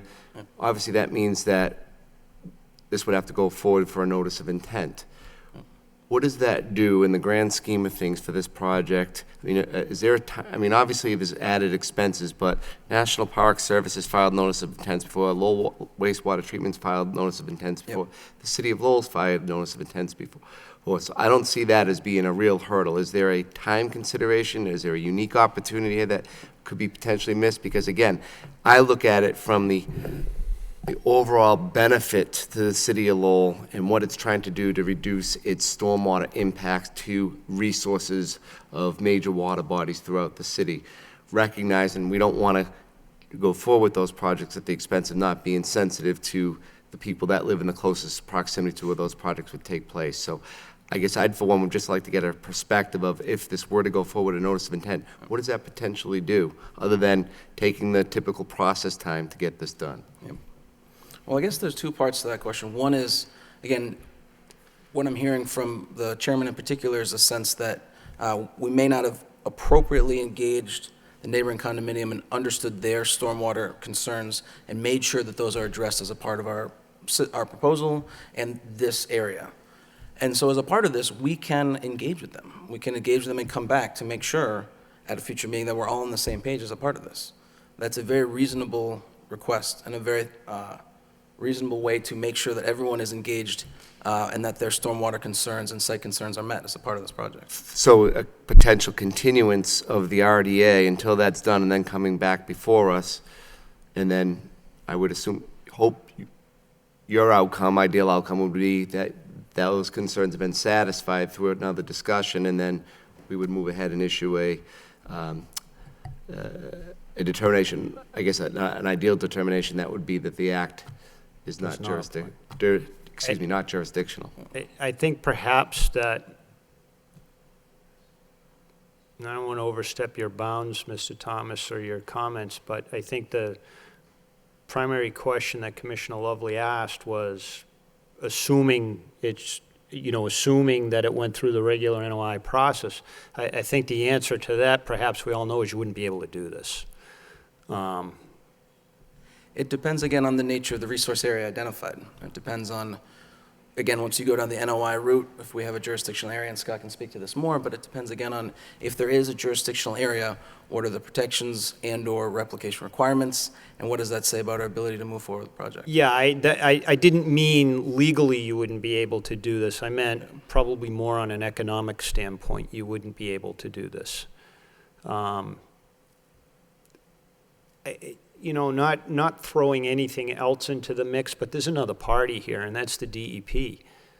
And again, as we all know, the NOI process engages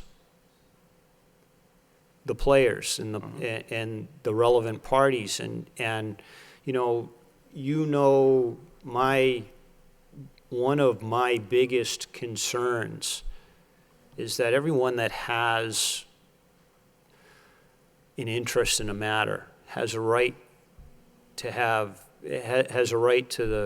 to the microphone, and has a right to give input into the process. And if you can at least for me, and I'm just speaking for myself now, if you can satisfy me that everyone that normally would have a right to have their concerns heard, have the ability to do so. Because, we're just 7 people. And there's always something that gets raised through the normal public hearing process. This, this is not, to me, the way I like to do things. Can we find that it's non-jurisdictional? Sure, we can do it, but I think there's still some serious open questions, and we have prior precedent here. And again, this is just me. If it came to motion now, whether, for a non-determination, I'll tell you right now, I would vote that it's jurisdictional. I mean, it's hands down, no question in my mind. It's not even a difficult decision for me. As isolated land subject to flooding, or something different than that? Yep, and the presence of hydric soils. I think there's several markers here that make this jurisdictional. Notwithstanding the fact that there's precedent.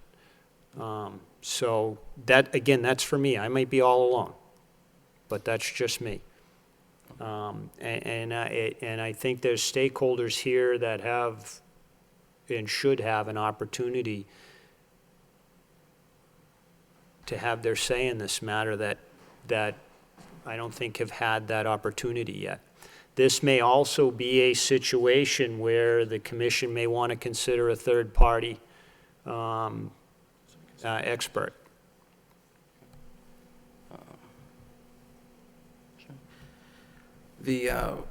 Scott has asked if we could have actually one moment just to discuss the different options here, if that's reasonable. Say that again? If we could have 1 minute to discuss the different options. Absolutely. Sure.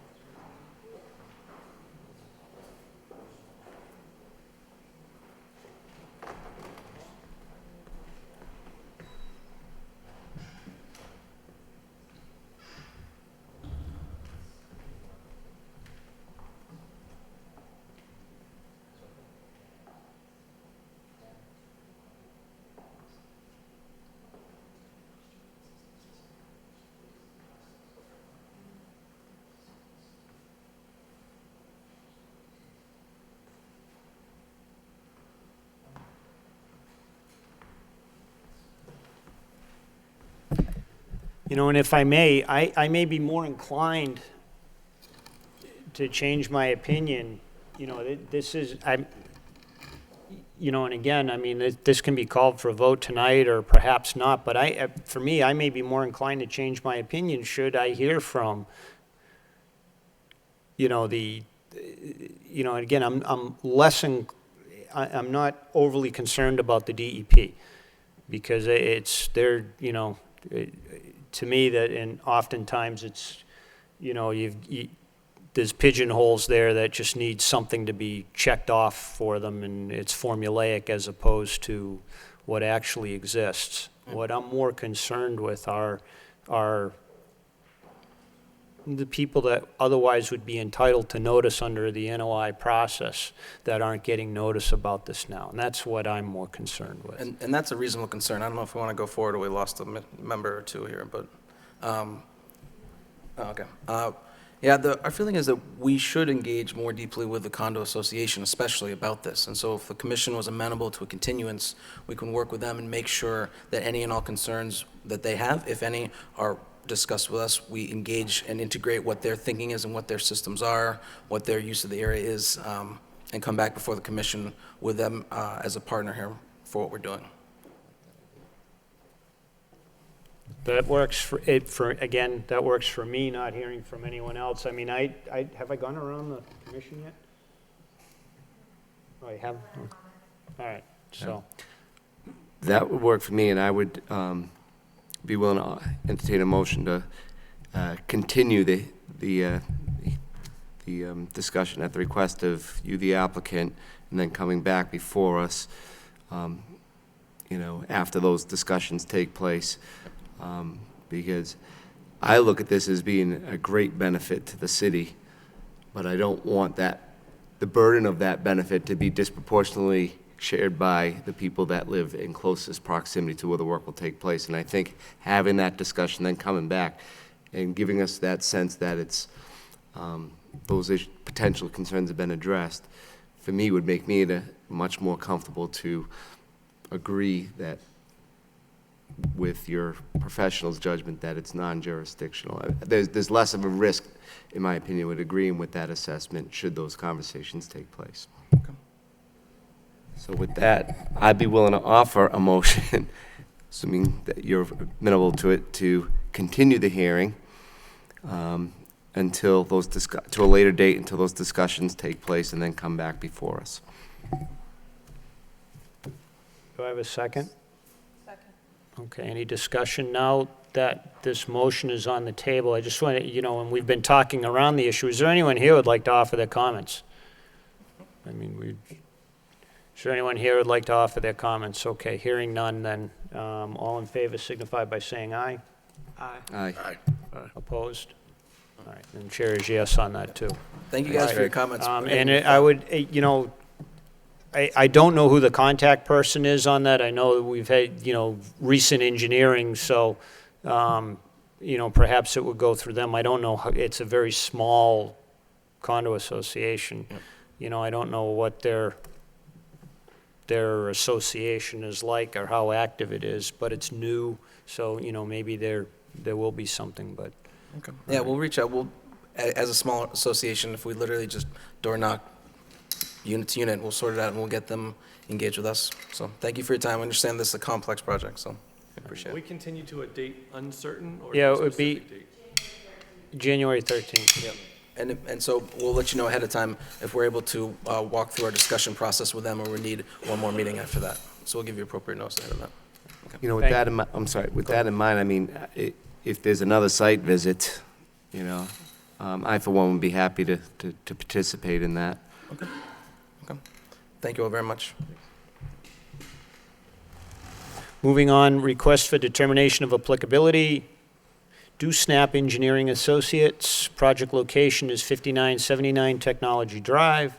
It's on behalf of Comcast. The applicant is seeking to install underground conduit upgrades within the 100-foot buffer of a bordering vegetated wetland. Yes, sir, if you could identify yourself for the record. Good evening. Dave Llewellyn, Comcast. My engineer, Paul DoSnap, was planning to be here. Unfortunately, he couldn't make it, so I'll do the best I can to answer any questions you have regarding the project.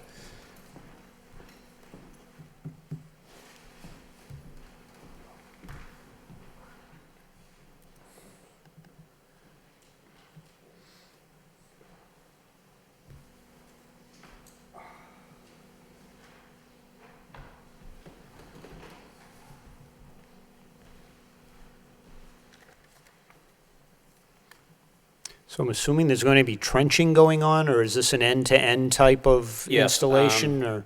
We went for a grant of location last night. We're going to be trenching on Kyle Street, continuing down on Technology, down to Technology, placing a 3-inch PVC within 100 foot of the buffer zone, and continuing to 59 Technology.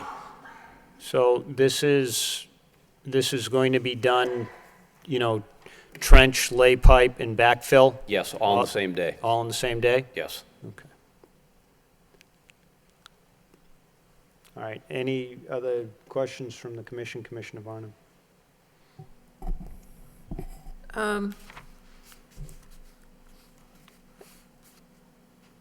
When you switch back to the grassed area, most of this is going under the asphalted drive. Correct. When you switch back to the grassed area, you have a vault there, and you have, well, I can't really tell from my Yes, there's, Drunken plan here, how far you are from the trees, but my question is that construction of that vault or the pipeline up on the grassed area going to be threatening the health of those trees? no, we'll hand dig around those trees and take into consideration all the trees and the roots in that area. Mm-hmm. Is there any particular reason why you switched up to the grass instead of just staying in the drive for the rest of the way? It's a lot easier for us to trench in the grass versus the street. I know the customer is anxious to get this work done this year, and typically the asphalt plants start to close around November 15th or December 1st. So typically we always try to trench in the grass first due to, asphalt plants closing, especially this time of year. Well, we're past those dates that you just mentioned. I'm sorry? We're past those dates for asphalt that you just mentioned. Right, well, they have a hot box that they'll be able to use for this project, and where the weather is on our side right now, most of the asphalt plants are still open. So your plan is to do this as soon as possible?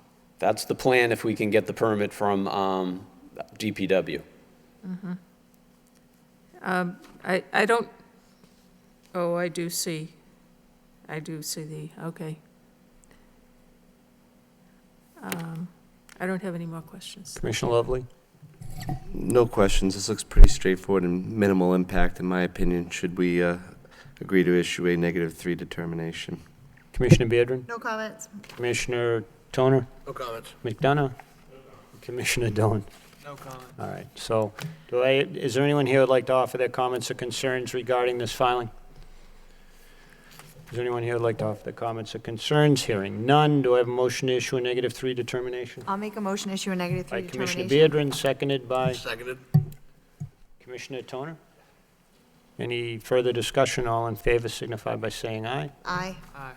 Opposed, the ayes have it. Okay, thank you. Thank you.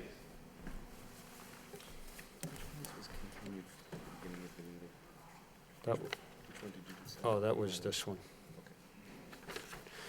Moving on to the next item on tonight's agenda is an enforcement order, Fairhaven Healthcare Center. Violation location is 476 Varnum Avenue, and it's disrupting earth, placing a large stone cluster and displacing gravel within 100 feet of a wetland and in the 100-year floodplain. In addition, fill, trash, and earth was dumped into the nearby brook. I would assume that's Clay Pit Brook. The violation was observed during a site inspection conducted on November 19th, 2015. Christine, are you handling this one? What's going on out there? So the property manager had wanted to get a paving permit from the engineering's office, and that triggered that they would need to do stormwater management, and it came to our attention that they had begun pavement. Yeah, hold on a second, sorry. So through that process, it had come to our attention that they had begun to place light stone towards the bottom end of the parking lot, in between the parking lot and the brook. What I assume would be to catch runoff, and then also removal of a dumpster in the floodplain, and begin to, the gravel that was underneath it, scrape it across probably 50% of the parking lot.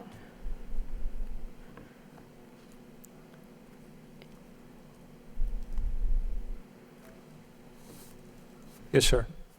Hi, good evening. My name's Tom Gomes. I'm the administrator for the Fairhaven Healthcare Center. We are a nonprofit organization, a 169-bed nursing home that has the privilege to care for the residents, the elderly residents of Lowell. We began, I'm sorry, I missed much of what she was saying with the sirens, but I guess I take full responsibility for this. We took a... Lock them up. Yeah, definitely. You should never say that. Well, what we thought was a very simple thing. We over 2 years of fundraising efforts to raise funds to repave our parking lot, we were able to scratch up somewhere around $72,000. What we thought was a simple repaving. We weren't expanding the footprint, we weren't changing the elevation, we weren't doing anything. We were simply repaving the parking lot. I interviewed several contractors. Again, I take responsibility. I'm not putting it on anyone here. Interviewed several contractors, asked the one we did hire after checking out all of his references, do I need to go to the city? Do I need permits? Do I need anything? He made an indication to me that we do not, because we're not changing anything. We're simply repaving. I should have stated in the beginning that the only reason I'm spending $72,000 on asphalt and not $72,000 on my patients in the building and activities and fun things for them is because the parking lot is a significant safety hazard right now. To the best of our anecdotal knowledge, I don't have anything factual, it's not been resurfaced in over 20 years. And a visit to the site would indicate, and I have several photographs as well, that would indicate it's a safety hazard and a significant safety hazard. There's numerous loose gravel spots. There's numerous significant sized potholes. It's doing the wave. I can't even plow it in the winter because of the numerous uneven surfaces. It resulted last winter in one of my most senior nurses, 2 days away from her retirement date, tripping in one of the potholes in the wintertime, breaking her hip, and never seeing her retirement. At that point, I made a commitment that this was going to be done. So the only reason we're doing this is not to increase parking spaces, not to make the building look better, not to increase business, not to do any of that stuff. It's to spend $72,000 to prevent any further accidents. Most of the visitors that I get at the facility are elderly people visiting elderly people. They come in with canes and walkers and wheelchairs, and I'm not giving them a level surface to walk on. So regardless of why I hired an asphalt company, I trusted his judgment. I take responsibility for that trust. I should have, I guess, called the city hall. I didn't do that. Brought the company on board. They assured me that nothing was changing other than just smoothing out the surface. They were grinding up the old lot and laying down a new lot. It was simple. I was visited by Mrs. Varnum, who that morning indicated that we needed to stop because we didn't go through the right channels. Fast forward, I'm here today. We did cut an area, incorrectly so. We did cut an area and we put crushed stone. I would say that area is probably somewhere in the vicinity of about 8 or 10 feet wide by probably 10 to 20 feet long. It was done intentionally. If you looked at the natural runoff, the back parking lot, we're only doing the back parking lot because that's all we can afford. The back parking lot is significantly sloped, and that water, if you just watch it, it runs off into one common area. It just slopes and comes into one common area and then into the river or the brook or whatever it is. We cut that area in there and put these large crushed stones in there to act as a filtering type of system so the junk wouldn't go into the swamp. We could catch it. We do litter patrols 3 times a week. We do the litter patrols today, and it's tough grabbing the junk out of weeds and leaves and trees. So instead, we put that rock formation there, which can very easily be removed and, restored to whatever it was. I do have photographs, I'd be happy to share them. That's about it. Again, the intent was not to increase capacity or get more business in, it was to eliminate what is an overwhelmingly significant safety hazard. And now, as the previous gentleman said, I've kind of missed my deadline for this because of the winter months coming, so I'm going to have another hellish winter out there. And I'm concerned. That's my problem, not anybody else's, but I guess I want to implore upon the board, the only reason this was being done was to eliminate inevitable hazards for my employees, for my visitors, and the patients and residents I have the privilege to care for. I don't know what, I'm not as smart as those last guys that were up here, so I guess hit me with questions. So.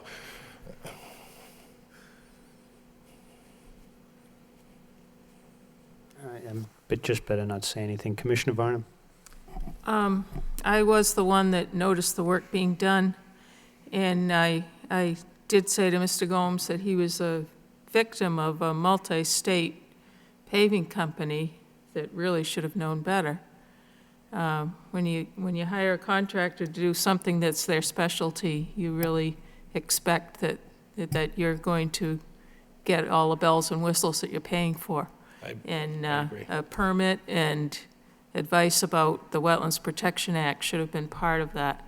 So I'm not blaming Mr. Gomes. However, I'm extremely concerned about the environment out there. Clay Pit Brook is a very sensitive area to the entire, almost the entire neighborhood of Pawtucketville. It travels for 3 to 5 miles from the state forest, completely through the Varnum Ave area and down, joins the river. Flooding on the Clay Pit Brook is legendary. It's talked about. There was a huge protest about putting the bladder dam on because that would sensitively affect the brook. Doesn't look like much right now because we've had an extremely dry summer, but I and many others have been victims of at least 2 floods in the last 10 years.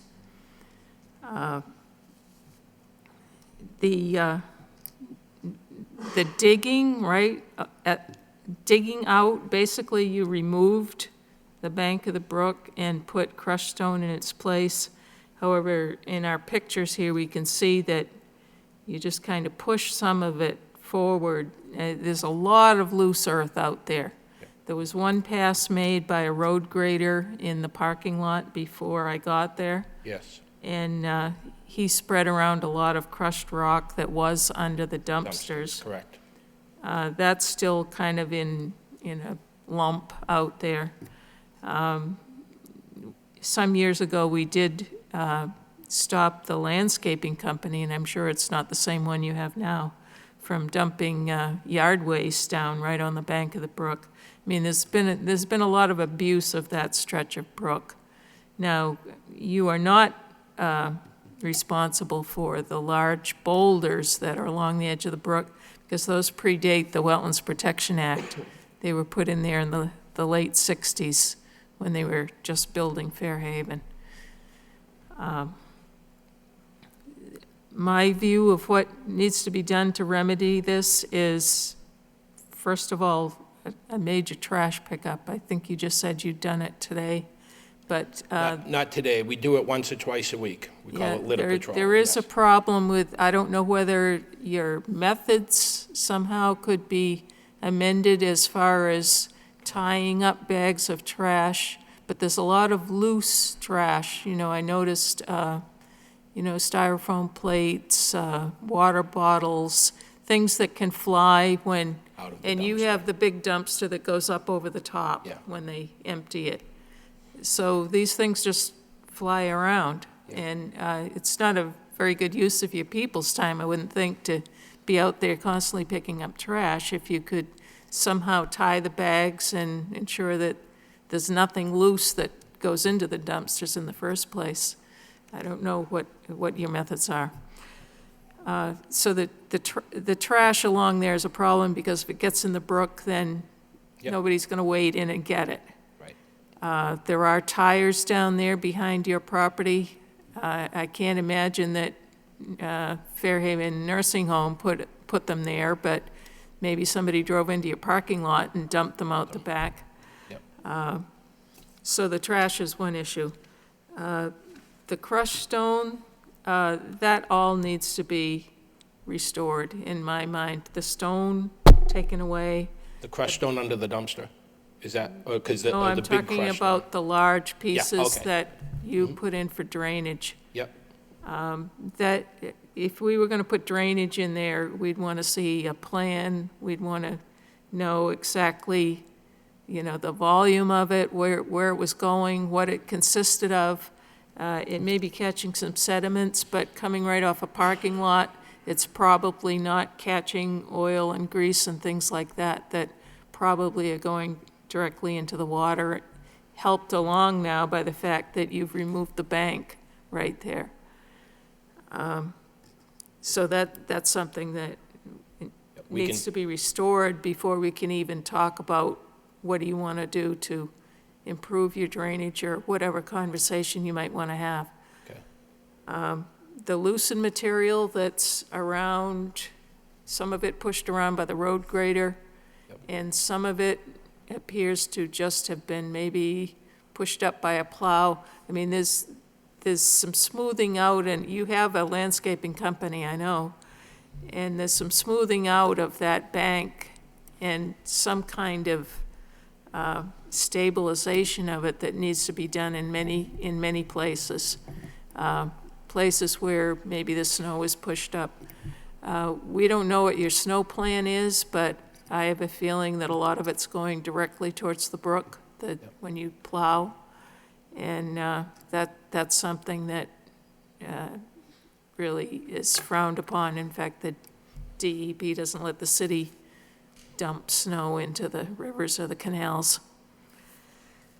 And then if you have a plan that you want to implement, we'd like to know what that plan is. Have a plan of your parking lot. What do you want to do? We're hearing bits and pieces from you and from others of what the plan was, but none of it's on paper and none of it was submitted to the Conservation Commission. Okay. And once again, protecting that brook is extremely important to probably hundreds of homeowners in the Pawtuckettville area. And you just can't have a section of that brook that's been disturbed or violated without any thought, and expect the rest of it to function in a manner that it needs to function in order to protect the flooding, the homeowners from flooding. Okay. Commissioner Lovely? Okay, so with respect to your contract, your paving contractor, what's the status of your relationship with them right now? I mean, have they done any milling and paving at all at this point? So when they came in, they did, by the dumpster area, there was, the dumpsters have always sat on crushed stone. Right. And they came in, I wasn't there, I had arrived a few minutes after Ms. Varnum. And they had brought in one of the tractors and started from that dumpster area and went alongside, parallel to the brook. About halfway, perhaps 3/4 of the way down, and they stopped. So with a grader or whatever they did, that's how they dragged some of the small crushed stones that were under the dumpster, kind of spread them out. We left everything alone because when these guys came to visit the site, I had asked, what should I do now, waiting for the hearing? They said, kind of leave everything as it is until you come to the hearing. Okay. And then on the far back side of my parking lot, I guess it's on the east side, they took one pass with that grinder machine and tore up. So, I don't know, maybe 4 feet wide by 15 or 20 feet. The existing asphalt, they did grind up that one section and then stopped. Okay, so we're talking about a small pass at this point. Part of the reason for asking the question is to Commissioner Varnum's point, I mean, it is a very sensitive area. I mean, if you've seen any of our hearings or heard hearsay, floodplain you can't fill in, you can't cut out. I mean, everything's kind of elevation to elevation, down in the, inches. Yep.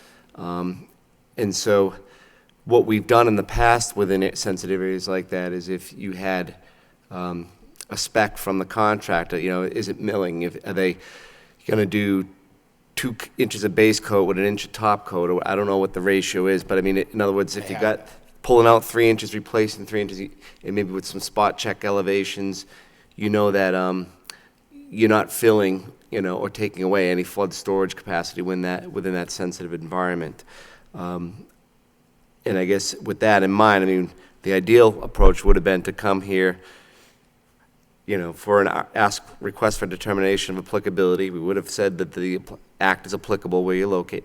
But then if you had that level of detail in terms of the work you were doing, along with the restoration after the work is completed, then the commission, my sense was, at least from myself, would have been likely to conclude that this would be a -3 determination. I mean, as you've probably heard already tonight, the act applies, but the scope of the work, isn't going to have an adverse impact on the resource. Gotcha. So Okay. we're at right now. So I mean, it is what it is. Yep. And I'm sensitive too to the health and safety and not running into another. If we could avoid another season with the parking lot being what it is, that would be great. I don't know if that's doable, but I guess I would just add to Commissioner Varnum's points of restoration of the area where you have the riprap, which isn't really providing any function to filter out stuff that's going into the brook. Okay. I would suggest getting a, if you're going to retain that contractor or someone else to, get that level of detail and to file Okay. a request for determination of applicability. But of course, that would take place after we address this enforcement order, which has some outstanding issues. Okay. So those are just some suggestions that I would have. And as to what Commissioner Varnum said too, I mean, if we're talking about a vendor that's been around and is large, I mean, there really is no excuse for a vendor. I mean, the burden's on you as the owner or representing the owner. I don't blame But him, I that blame being me. said, Yep. I'd push back hard on the vendor that you retained. Yep. So that's all I have for right now. Okay, thank you. Commissioner Beardron? Is the entire parking lot in the floodplain? Most of it? Okay. 2/3? Yeah, so just to kind of piggyback on what Bill said, unfortunately, because you are in the floodplain, what you need to do is basically hire somebody that can give you spot shot elevations, and that will be probably a surveyor. And then what we'll do is we'll take that, and then we'll look at what you did after, and we'll want you to survey it after to make sure it's the exact same elevation. Okay. And then, do you know when he started with that 4 foot, was it like raked, or was it like No, loose? It munched it. It crunched it up It into crunched small it. pieces. Okay, so that's, he reclaimed it? Reclaimed it. That's exactly what they did. Yeah, so the deal with that is you just gotta be careful, because when you do reclaim it, that still takes up some inches. Okay. So a lot of times we recommend that they mill. So you say, okay, you mill 2 inches, and then you can put back 2 inches. And that kind of eases our mind when we say, we want it exactly put back as it is. He can probably reclaim it as well. He might want to reclaim it to give it some more stability. It might need to be reclaimed. Okay. Because it is in such bad shape. Yep. But if you are going to reclaim it, make sure it gets put back exactly at those elevations. At that elevation. Yeah. Okay, yeah. All 4 contractors I interviewed strongly encouraged reclaiming it because Reclaim it was in such bad shape. It was, yeah, which is probably correct, yeah. So you just got to make sure with that, sometimes because the reclaim, the substance is taking up some of those inches, you got to be able, sometimes if you reclaim 3, you can only put back 2. Okay. Okay. Okay. And then with that, you probably would, on that plan, want to show where that floodplain line is, because that's where our jurisdiction is. So I should probably hire a civil engineer Or a surveyor. or a surveyor. Yeah, like, how do we, right? That's what we'd want, right? How else can he get spot shots? Whatever's cheaper. Yeah. Survey is cheaper than an engineer, right? Oh, yeah, don't hire an engineer, hire a surveyor. Okay, Yeah. okay, Yeah. okay. We got to do more golf tournaments now. Yeah. Okay.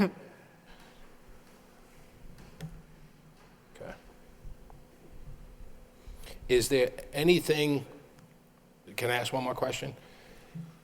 We have some significant potholes that are there now, maybe 4 or 5 of them, that really are a trip hazard. They're this deep. You can patch them. Can I just throw some Patch that, you can patch that as a matter of right. I'm sorry? You can do that as a matter of right. Okay, okay, Can he patch them tomorrow? Yes. Okay. okay, Without a permit? okay. Do I need a permit? No. Not to patch those? Okay, okay. That's a safety issue. Yeah, the whole lot's a safety issue. Yeah, okay, okay. All set. Commissioner Tono? This may be kind of a stretch, but I don't know if you're gonna use the contractor or not, but where it's in a sensitive area, I would almost look into pervious pavement, because that would help you with the drainage going into the brook. It may be a little more expensive, but based on what, you could do, that might be a good alternative option. Impervious payment? No, pervious pavement, porous pavement. Okay, Something allows the water to percolate through rather than sheet flow on. then go off. It's much better for environment and drainage. It's a lot easier taking care of sick people than this stuff. Okay, With that in mind, you can also check in with our, office here, and they're great at giving guidance. yeah, they have been. They've been very, very good to deal with, yes. Okay. Commissioner McDonough? No comment. Commissioner Dillon? I have no comments. All right. I normally say something first. I didn't in this case. I'm just, I'm going to bite my tongue here. I couldn't agree more with Commissioner Lovely's comments that there should be some serious pushback on your behalf against your contractor.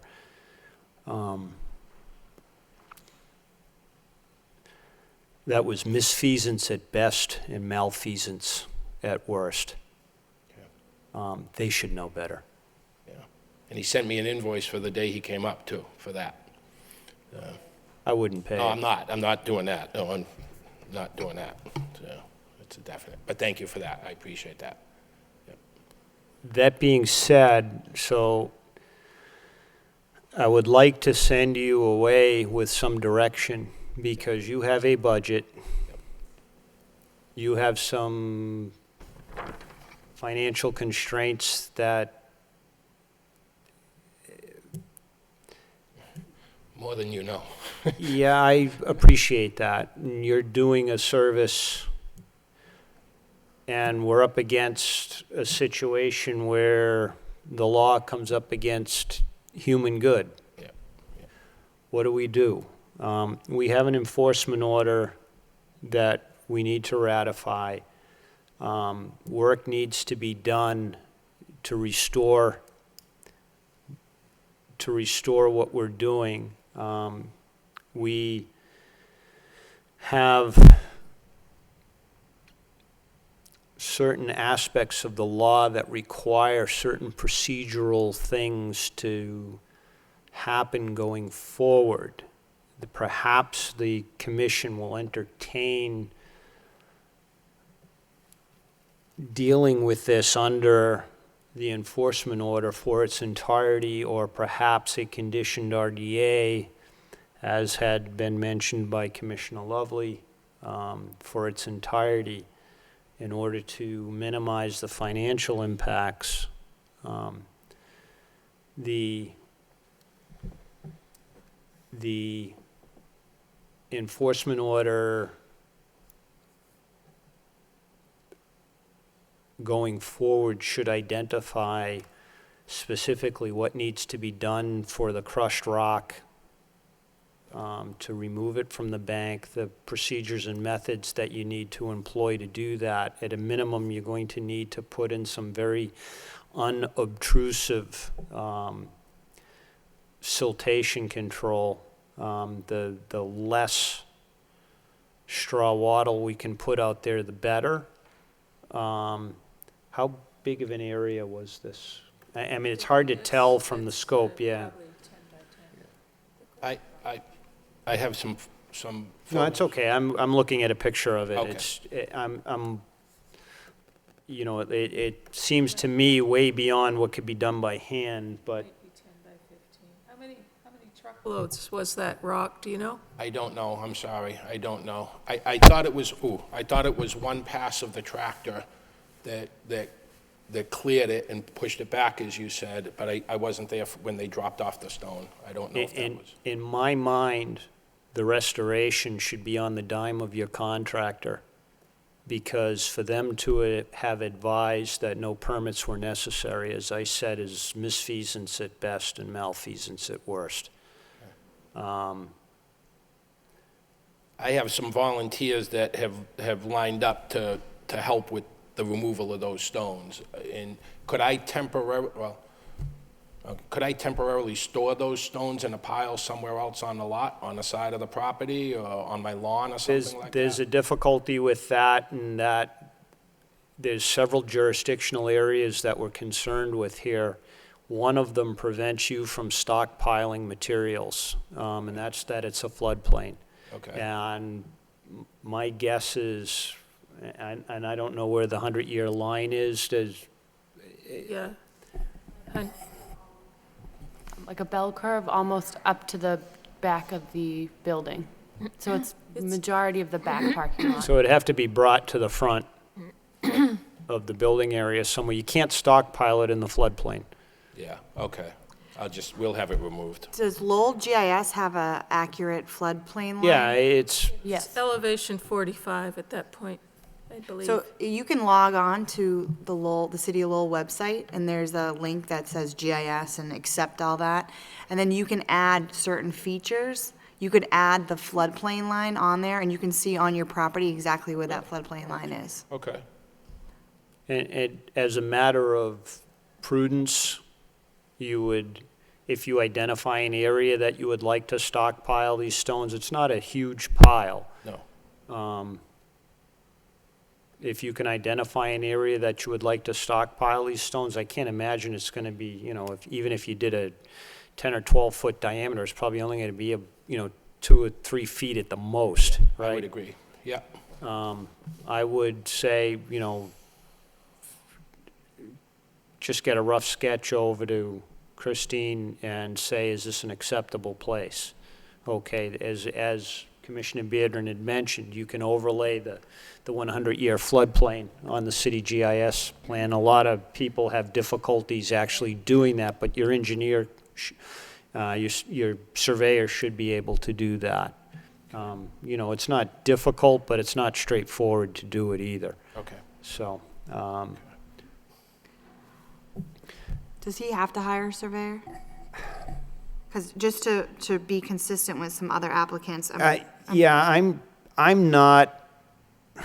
sensitive to the fact that could add thousands of dollars onto the project, and we have in the past allowed for floodplain repaving projects to stake the current elevations and to have those stakes survive the paving process such that your elevations aren't exceeding what was there.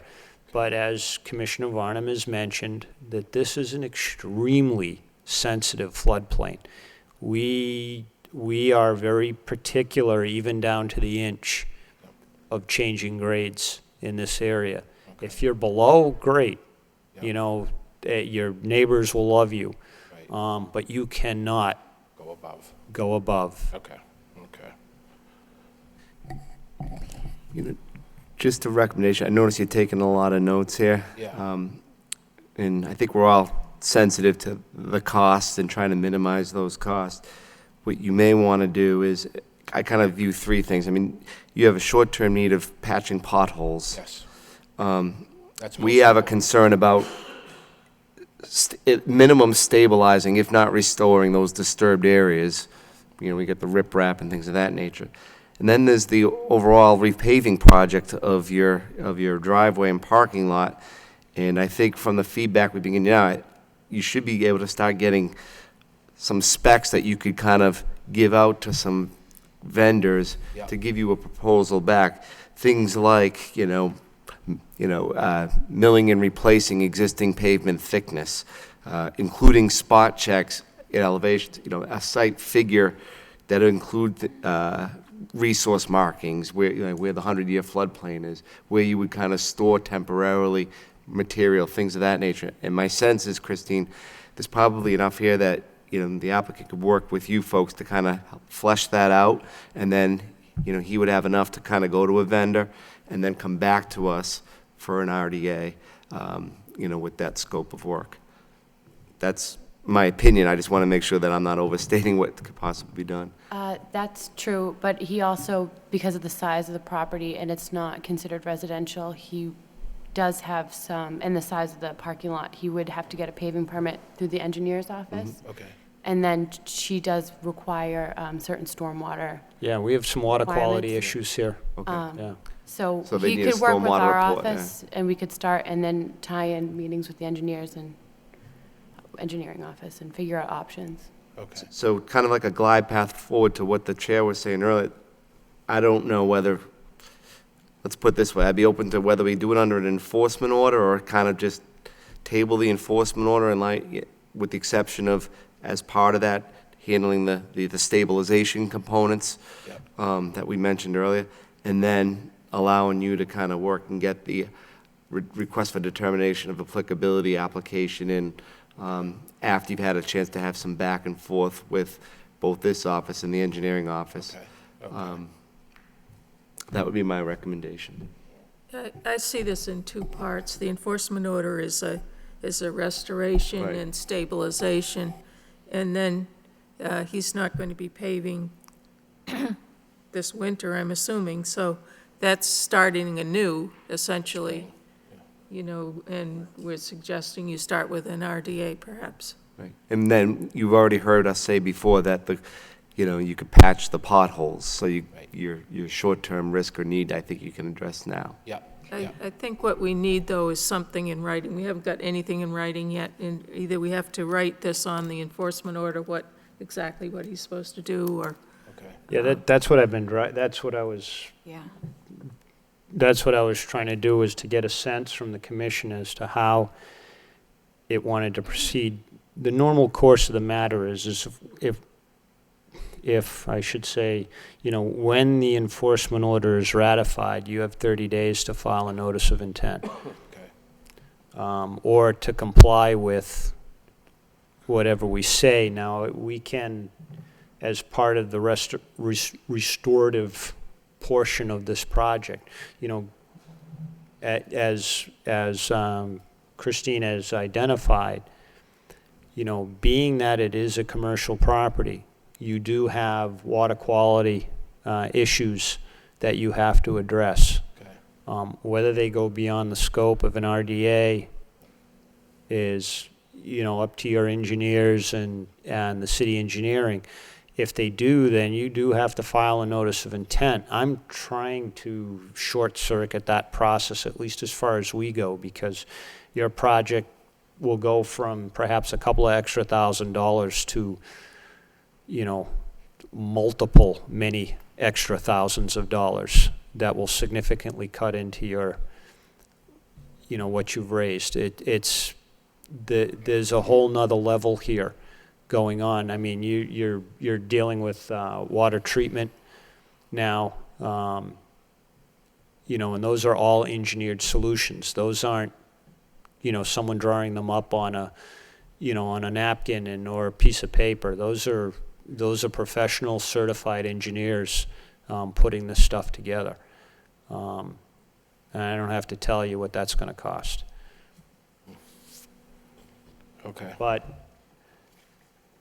what I'd like to do, and what I had originally mentioned, was get a sense from the commission as to how, at least for the short term, we can proceed on this.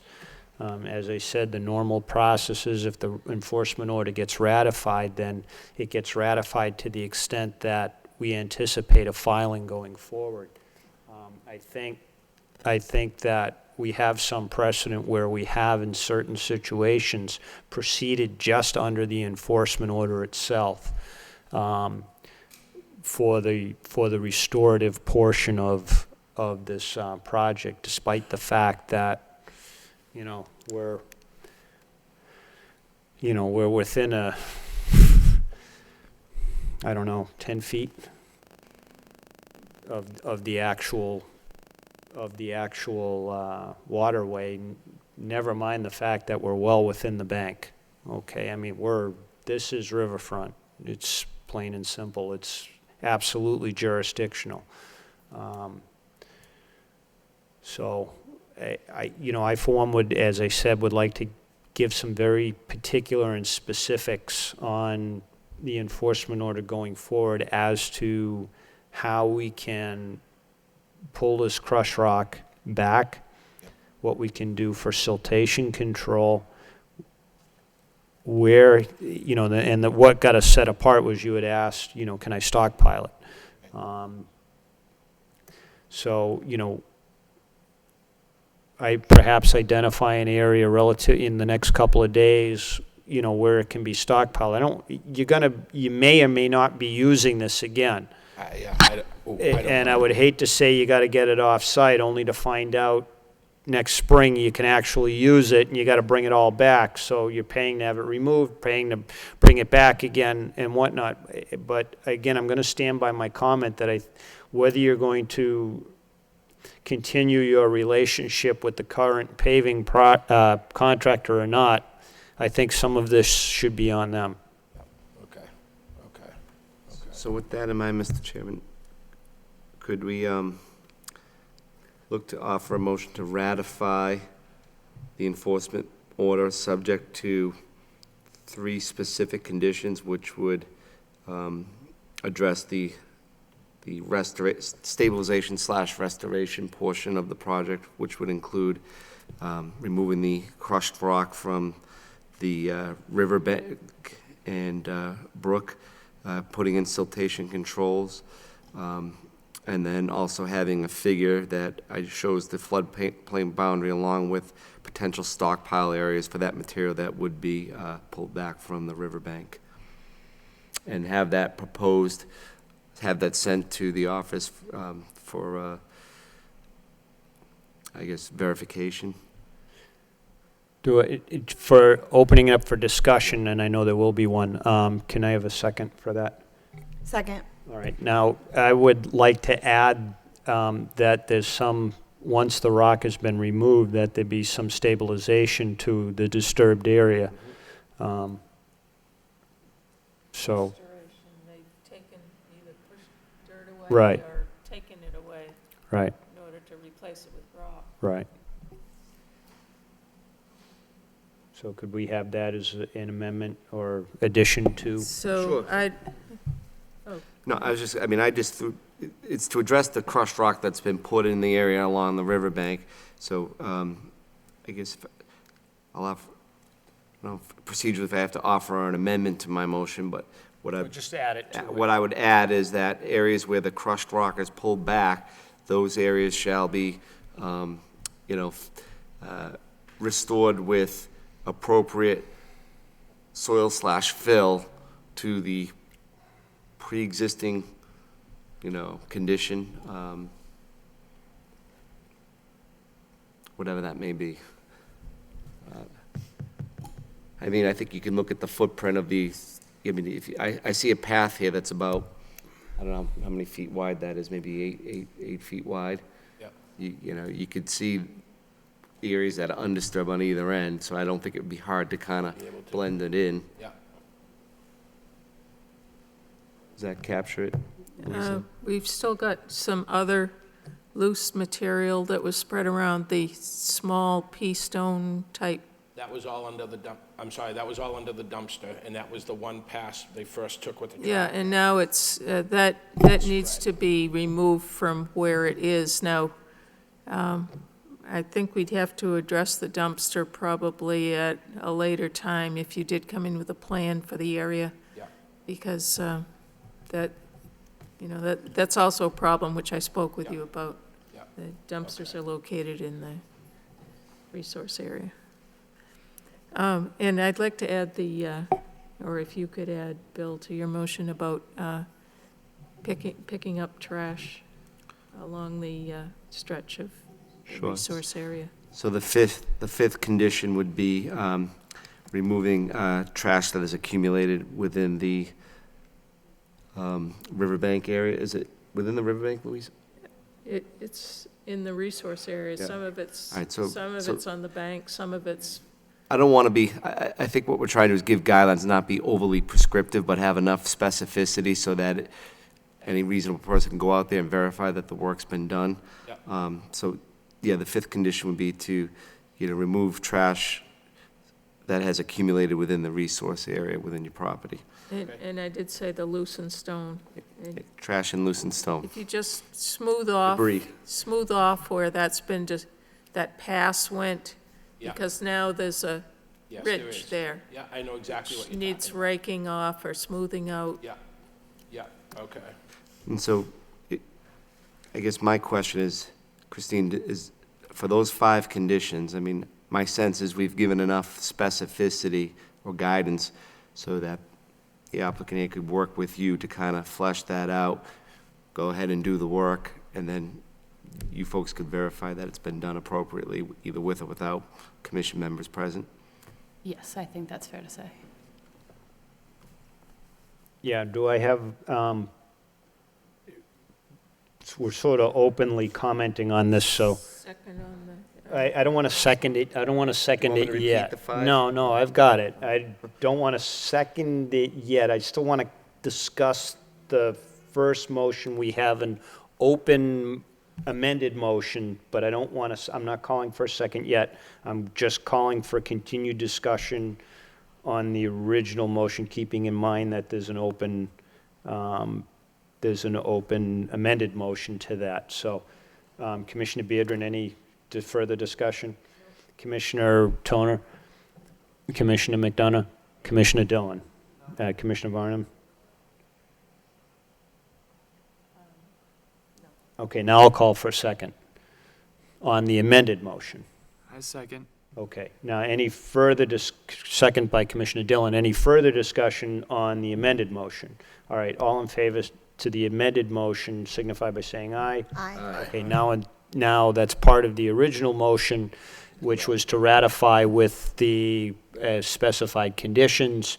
Any further discussion on that, even though that was still open? All right, all in favor signify by saying aye. Aye. Opposed, the ayes have it. All right, so a lot of stuff was going on. Stay in touch with Christine. What you will have to do is you're going to have to come back to us at a very minimum with a request for determination of applicability. Okay, you should be doing that as soon as possible. Okay, you can patch your potholes. Primary, though, is the removal of the crushed rock, removal of the stone, and restoration of the bank back to its original state. That has to be done quickly. Yeah. We'll Okay. start on that next week. You have All my right. word. Yeah, not a problem. Before you do that, before you start, you need to contact the office. They need to come out and make sure you have your siltation controls in place. Okay, to protect the clay pit brook itself. And at that point in time, they will allow you or not, or make recommendation, further recommendation. And then at that point in time, you can have your people remove that stone. Okay? And stockpile it in an appropriate area that's outside of the 100-year floodplain. Okay? Okay, thank All you. right, it does not need to, the nature of it is it doesn't need to be tarped or anything like that. You should be fine because of the nature of the materials, so, okay? Okay. All right, you may, I mean, you may want to tarp it just to keep leaves and other debris out of it, To but. keep it out, right, Yeah. right. Okay, But it doesn't, it's not part of this, all right, so, okay? okay, Thank you for coming in. okay, thank you all. And I'm sorry this has happened, I'm sorry you're in this situation. It's- As I said when I opened, you know what, I want to do something to this contractor, but I take responsibility. All right, I why should don't have we, started. why don't we table this? I would, if you can make it back for the January 13th, fine. Otherwise, it's January 27th Okay, either one. would be our next meeting after that, so. Okay. Okay, yep, I'll be at either one. And finally, do I have a motion to, oh, yours was to ratify and with conditions. Okay, we're all set. Awesome. Okay, good. Okay, Thank you. thank you all. Have a good night. You have a DP number? Yeah, moving on to the next item on the agenda is a notice of intent. Dennis Sutherland. Do we have a DEP file number on this one? We do not. Not yet? Not yet. Okay. The project location is 12 Washer Street, and it's demolition of an existing concrete equipment pads and replacing with crushed stone base for new outdoor mechanical equipment. Yes, I'm Aaron Fernandez. I'm representing the. Speak up a little bit, please. I'm sorry. I'm Aaron Fernandez. I'm representing Dennis here. So we were here about a month ago.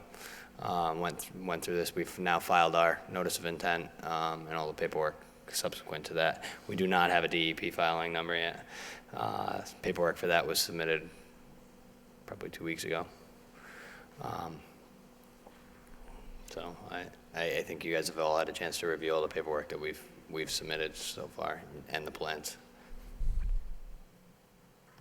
Not really sure if you guys have any further comment. Yeah, just hold on a second. Okay, sure. I'm finding your, got about 40 windows open here.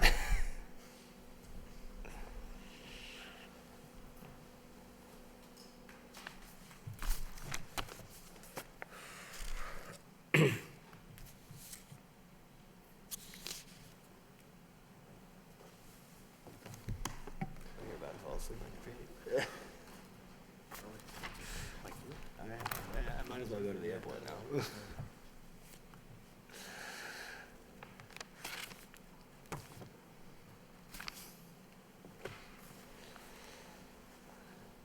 This is only a day trip. I don't have to pack. How come we don't have a DEP number on this yet? What's going on? Not I sure. mean, this is like, There's no indication on their webpage about waiting for anything to clear or anything. yeah, hold on, sir. Come on up, and I need you to identify yourself. My name is Olaf Westphalen, and I'm with a company called Watermark here in Lowell. And we're up next, and we have the same issue as you guys do, no DEP number. The person that takes care of DEP numbers is on vacation this week. Yeah, but this has been sitting in front of us for a month and a half now. I don't know when you guys submitted yours, but ours was submitted on the 17th. So anyway, the person that can get this, a number for us anyway, will be in on Monday. I mean, But it's way behind the normal. Yeah, they're stacked up. They're short-staffed. I'm not saying it's right or wrong, but that's. when was this this was filed, what, in like the beginning of November, wasn't it? Probably the week before Thanksgiving. Huh? The week before Thanksgiving. Wow. DEP's had a major buyout, and they've lost about 25% of their staff. Have they really? Yeah. Yeah. All right, you know, I mean, that's, We still have jurisdiction, though, to close, right, without a DEP file number? no, we can't close it without a number. Really? Yeah. Oh, I thought we could. Can't do anything without, I mean, we can't issue an order, and we can't close the public hearing. Is that a Lowell thing? No, it's a state law. Really? Yeah. I feel like some other towns allow that. Yeah. Yeah, For your well, day. they can do what they want, but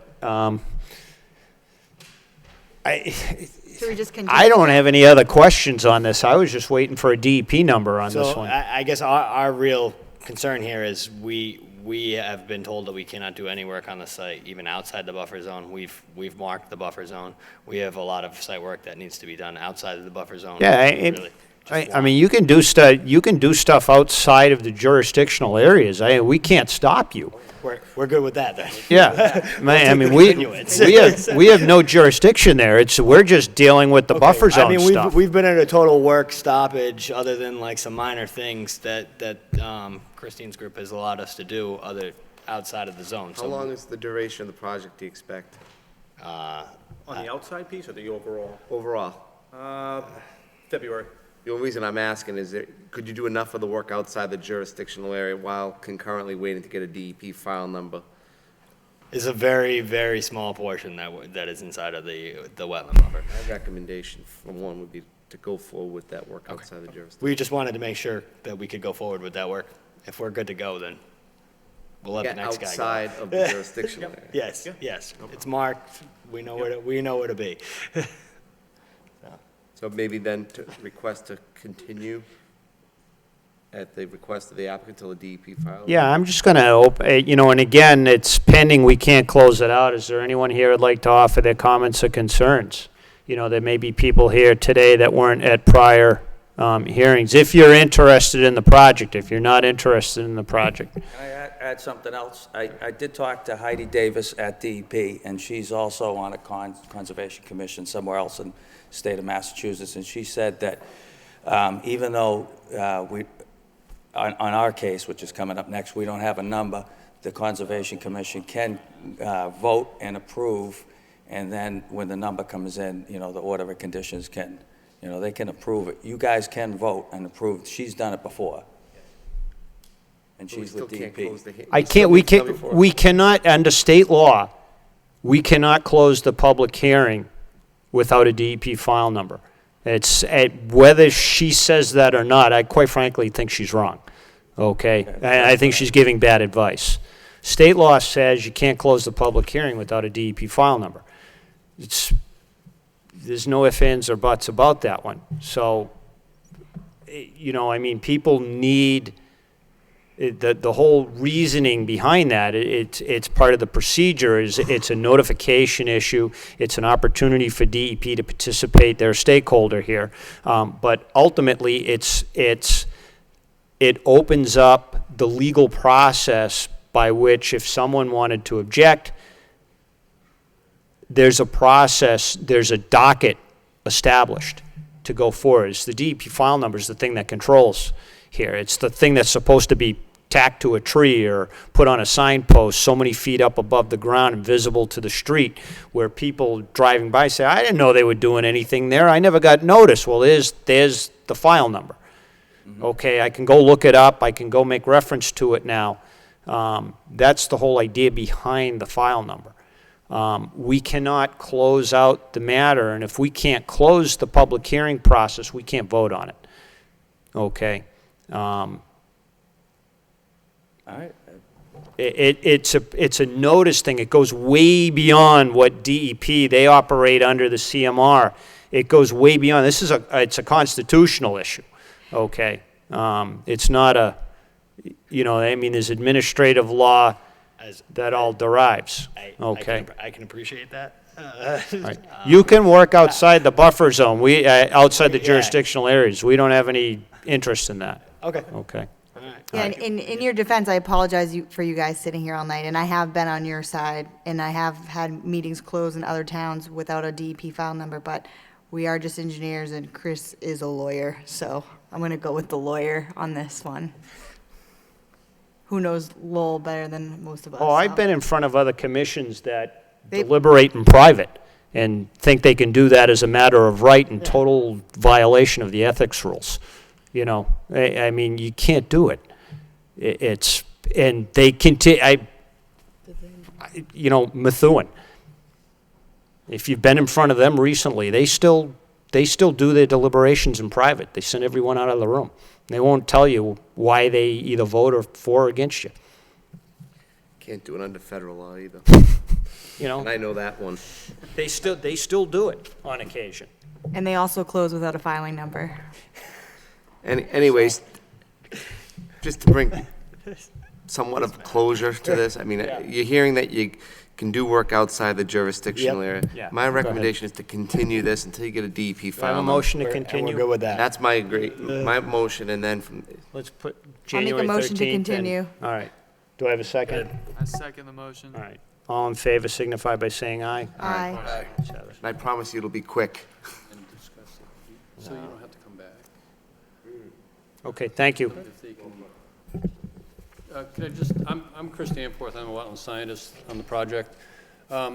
Is there a way that you could, so that we don't have to come back next time, you can table it until the Yeah, next meeting? I would say that, As long as you get the DEP number, you can conditionally approve it? yeah, so we don't have to I come would back? say that you're good to go. The problem is someone walks in the door, attends the hearing, and has a concern that we can't address.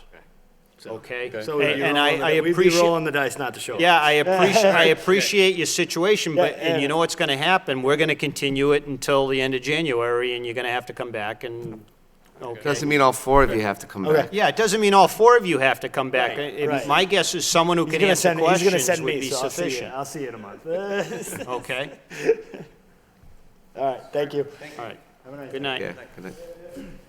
Moving on, notice of intent, Lowell General Hospital, and you also don't have a DEP file number. Yes, we're in the same boat. Okay, So- project location is 295 Varnum Avenue. Oh, this is not right. Oh, yeah, it is. The applicant proposes to construct above-ground diesel storage tanks to replace existing underground storage tanks at 295 Varnum, within 100 feet of the bordering vegetated wetland. Is this an association, just before you start, is this an association with the new generators that were put up a couple years ago? It's very close proximity to those. Okay. All right, so could you identify yourself for the record?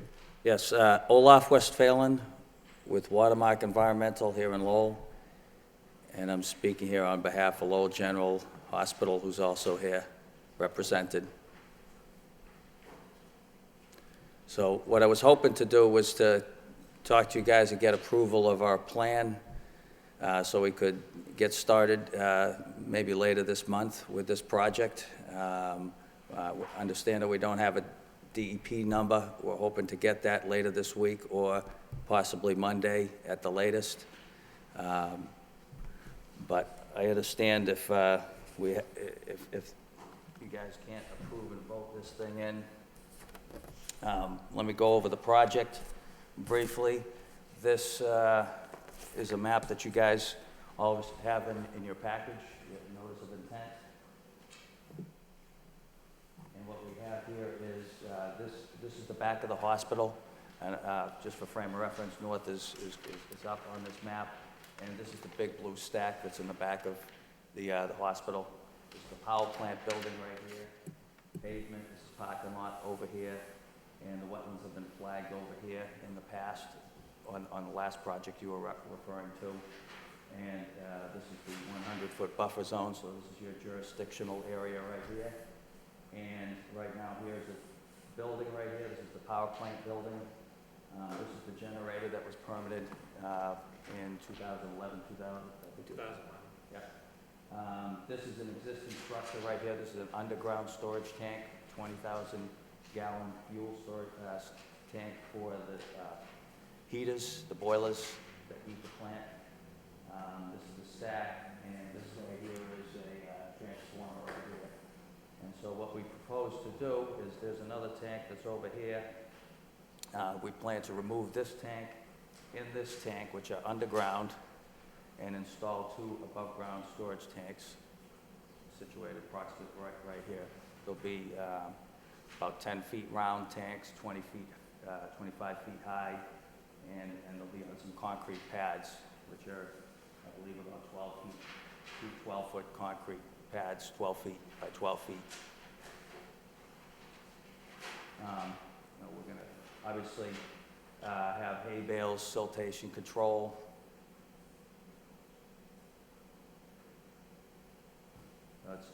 The size of this project is, very small incremental change compared to what's already here. I mean, this change right here is less than the generator that was approved in 2011, which was even more in area and closer to the wetlands. So, I don't know if there's any questions you guys have on this particular project. It's pretty straightforward. What are you doing with the underground tank? Both underground tanks are going to be coming out, and they are in a vault. Both tanks are in a vault, so we plan to take the tanks out and then put holes in the bottom of the concrete vault and then fill with material. So what do? You just cut is there a cap to the vault that you can lift off, or do you cut it open, or? I wasn't there when the vault was put in, so we would probably, chisel through it or make it pervious so that. And then the tanks just come out on a crane or something like that? Yes. Okay. And how, the integrity of those tanks is still good? The integrity of this tank is good. The tank that's over here has got some issues, and that's what prompted this whole. But we're only dealing with the one tank that's here. There's this tank is 20,000, this one's 10, and we're planning to put two 15,000. Right, but the other tank is not jurisdictional. Exactly. Right, okay, so this tank itself, it's entirely within a concrete vault, right? So this isn't the type of situation where it's just buried in the ground, you're cutting it, and there's all the certifications through the fire department that have to go on. You're just gonna completely take it out in place, right? Oh, I'm sorry.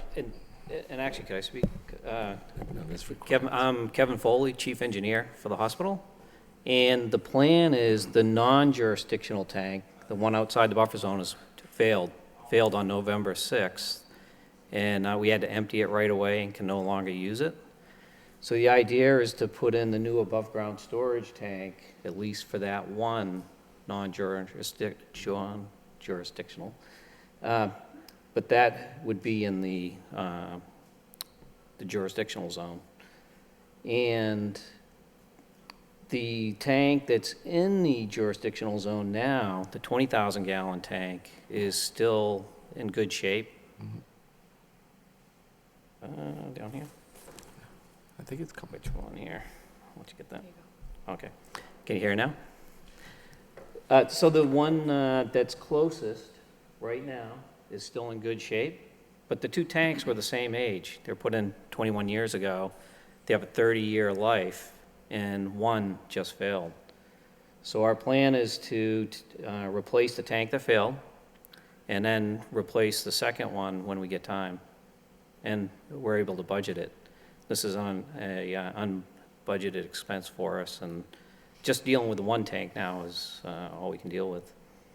So the ground that's between the jurisdictional underground tank vault and back to the smokestack and the generator, what is that right now? That's just, that's flat, unpaved. Why don't I hold this for you? That's flat and unpaved. And then I think this is the top of the slope is somewhere over here. Yeah. And then it drops down Drops sharply down, 'cause you got the fence and then it just drops down, right? Yes. Yeah. So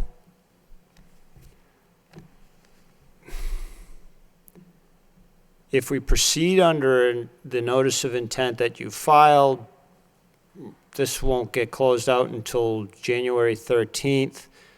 We can, however, treat this as a request for determination of applicability and perhaps issue a -3. Is there,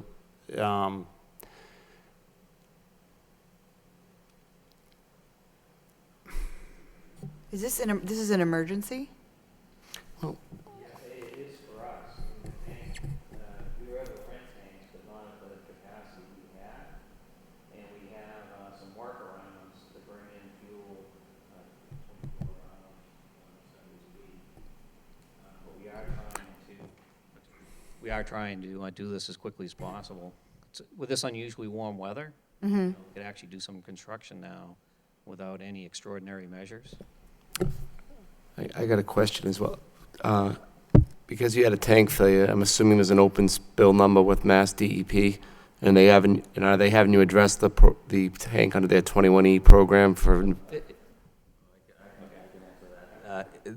The inner tank just failed to the outer tank, so that's not a So it's realistic still contained requirement. within the secondary tank, containment of the Exactly. vault? Plus, Okay. it's got a vault, so it's not a 21E site. Okay. But the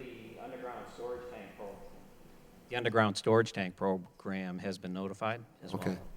And now that you're replacing it with an above-ground tank, I assume that you're coming for, there'll be a whole spill prevention plan that, because of the size of the tank? We already have a spill. You already do? Okay. Prevention control and countermeasures plan. Okay. So you're SPCC compliant? Yes. Okay. This will be updated to include the new tanks. Okay. Thank you. Nothing further. To Commissioner Beardron's point, this is Lowell General Hospital. It's the major medical facility, both critical care, ER.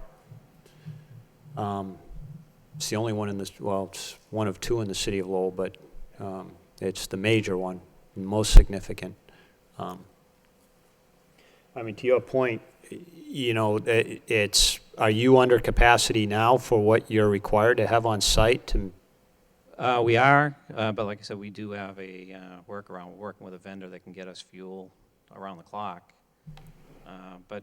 But you're relying on no snowstorms, you're relying on no extraordinary circumstances happening, and in a particular emergency situation, you could be in a difficult situation, or you could be in a difficult spot.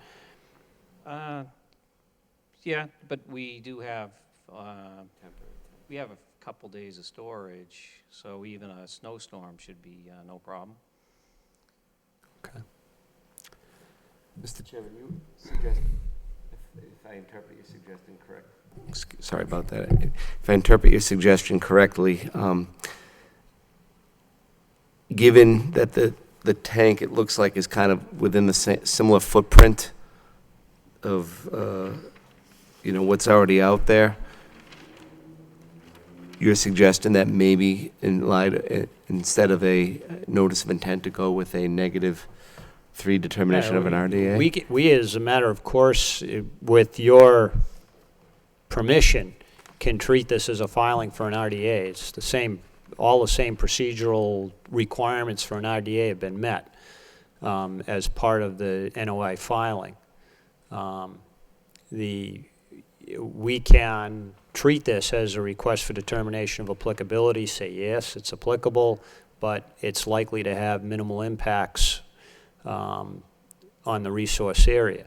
Now, you're proposing new work, but you're generally within the footprint of what you're dealing with now.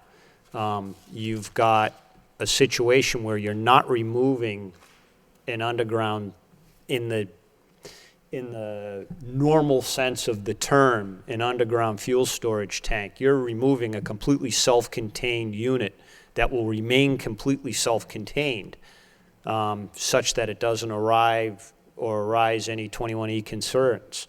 Okay, it's the discussion that we've been dealing with. We have an expert here right on the board, so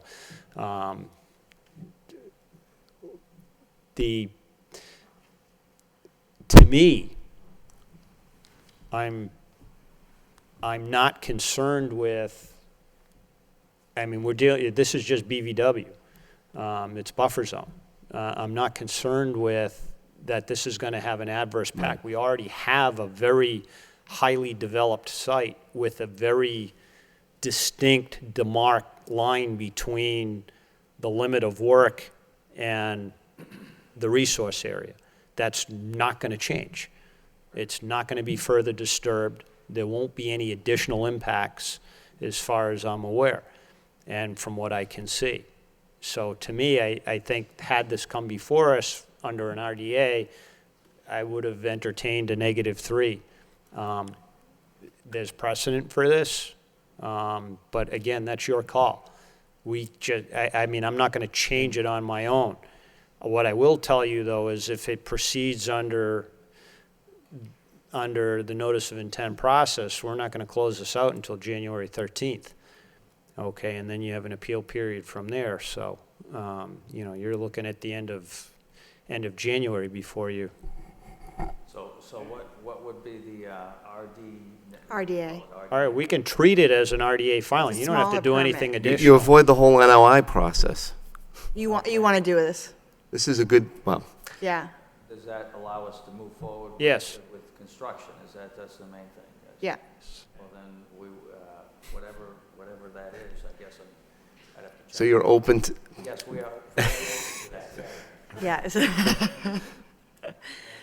so It's the lighter permit of the two. You filled out the bigger one that goes to DEP and abutters and everything. We're saying you didn't need to do that, and you could have came in at the lighter. and that is basically, that all really rest on the scale of the project. And I think what we're saying is the scale of the project in light of where it's located and the small likelihood of having an impact on the resource, we can say it's a -3 determination. It means, yes, it's jurisdictional, but the scope of the project isn't likely to cause a concern, and therefore, you don't need to go through the notice of intent process. So with that being said, hearing you as the applicant, I would offer a motion to my fellow, assuming I can do that at this point. Just before you do, is anyone here that'd like to offer their comments or concerns? Is there anyone here that'd like to offer their comments or concerns? Okay, hearing none. I propose, at the request of the applicant, to proceed with this project as a request for determination of applicability instead of a notice of intent.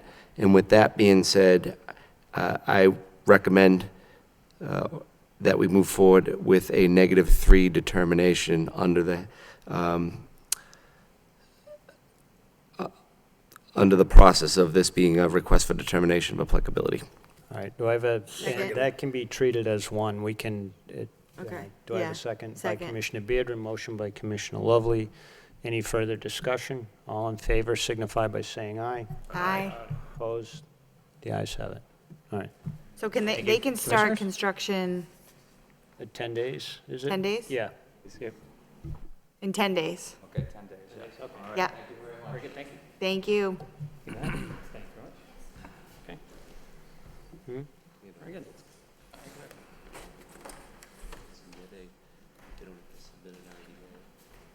No, you don't, by the way, you don't need to submit anything in addition. You don't need to submit an RDA, okay? That's not actually required.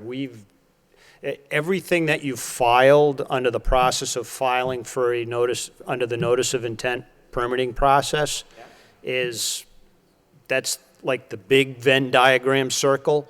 Okay. And you know what I'm referring to? Yes. The RDA, everything that you're required to do under an RDA, except for actually filing the form itself, Right. is wholly contained within that larger process, okay? Okay. So you don't need to do anything in addition.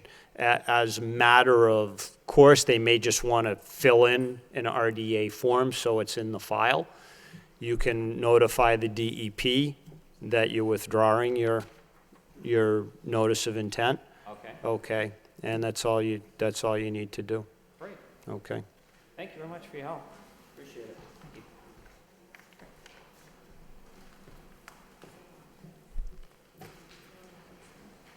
And by the way, you really don't even need to notify the DEP that you're withdrawing it. It's just, Okay. okay. Thank you very much. All right, good night. We've already handled the next one. Last one, enforcement order, Sutton Management, Inc. Violation location is 353 Pawtucket Boulevard, and a hired landscape company was dumping landscape waste, logs, leaves, brush, and grass clippings at the edge of the Clay Pit Brook. Landscape waste dumping was observed during a site inspection conducted on May 8th. Is that right? December 1st. That can't be right. No, that was a typo. December 1st of 2015. What's,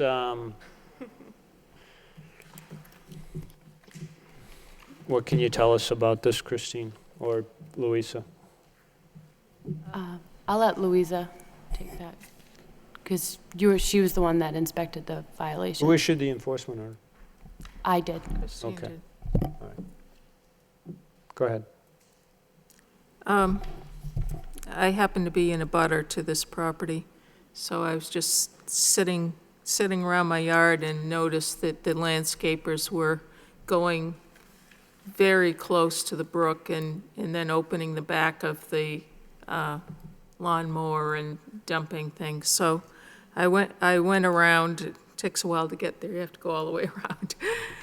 And pointed out that shouldn't be, and of course, they said that they were given permission by the property owners to do that. But that's beside the point. There is apparently, over a long period of time, been landscape materials dumped in this particular area behind 353 building of Camelot Court 2. And there are logs there, there are chopped up leaves, there are pine needles, there are shrubs that have been pulled up or cut off and dumped in there. And the brook is at a very low point presently because of the dry weather over the summer. And some of this loose chopped up leaf material is so close that if the brook even rises an inch or two, it's going to be washed away and into the bed of the brook. I gave the landscaping company my card and tried to say what the problem was, and I think he understood what the problem was and stopped dumping.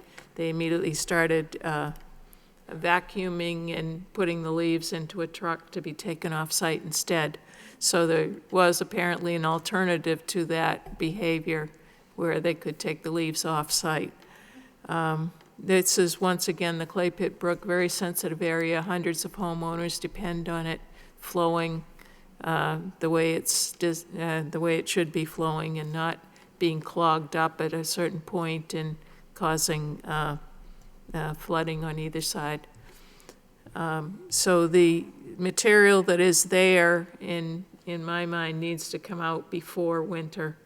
There's several truckloads, I would say, of materials. And it's a little disappointing because I think 2 years ago, maybe, we had this same problem. And the material was removed. It was the same area that was used as a dumping place. And I believe it was not the same landscaping company. So what has happened is you change companies and they didn't get the word.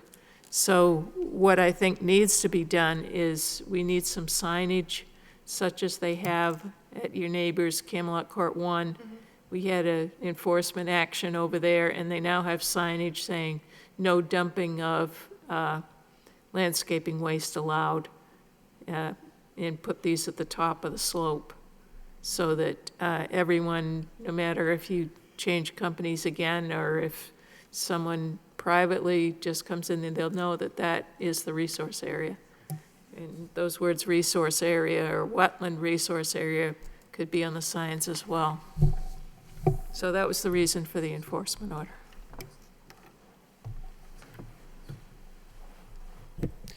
Christine, anything additional from the city? We also sent our board enforcement agent out to the site after we received the violation, and he witnessed the same. Okay. Ma'am, your name? Yes, my name is Kara Ann Gilroy. I work for Sutton Management, property management. I'm a property manager for Camelot Court 2 in Lowell.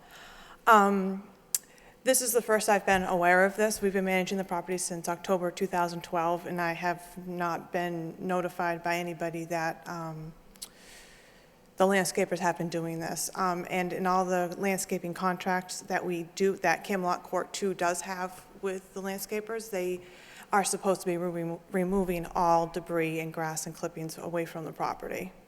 So I did speak to the current landscaper this year for 2015 season and asked him to remove that property and wondered why it was being dumped back there. And obviously he's more than willing to remove the debris that was left there this past year. Previous years, I mean, we can definitely probably work with him to get that removed. I went back there last Friday to find out, and I know there was only a few pilings that were fresh, and they were actually closer to the building than they were to the river, but like I said, I wasn't aware of the previous years either, so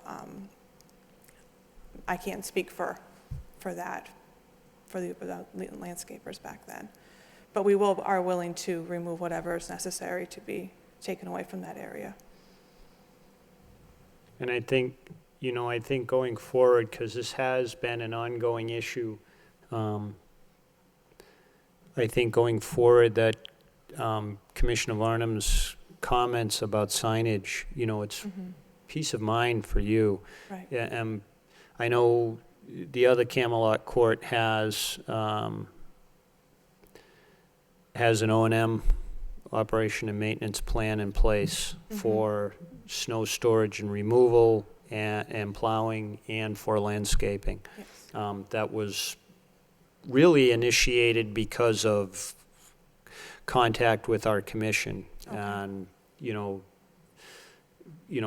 basically putting the cart before the horse a number of times, or, and getting called in front of us to take remedial action.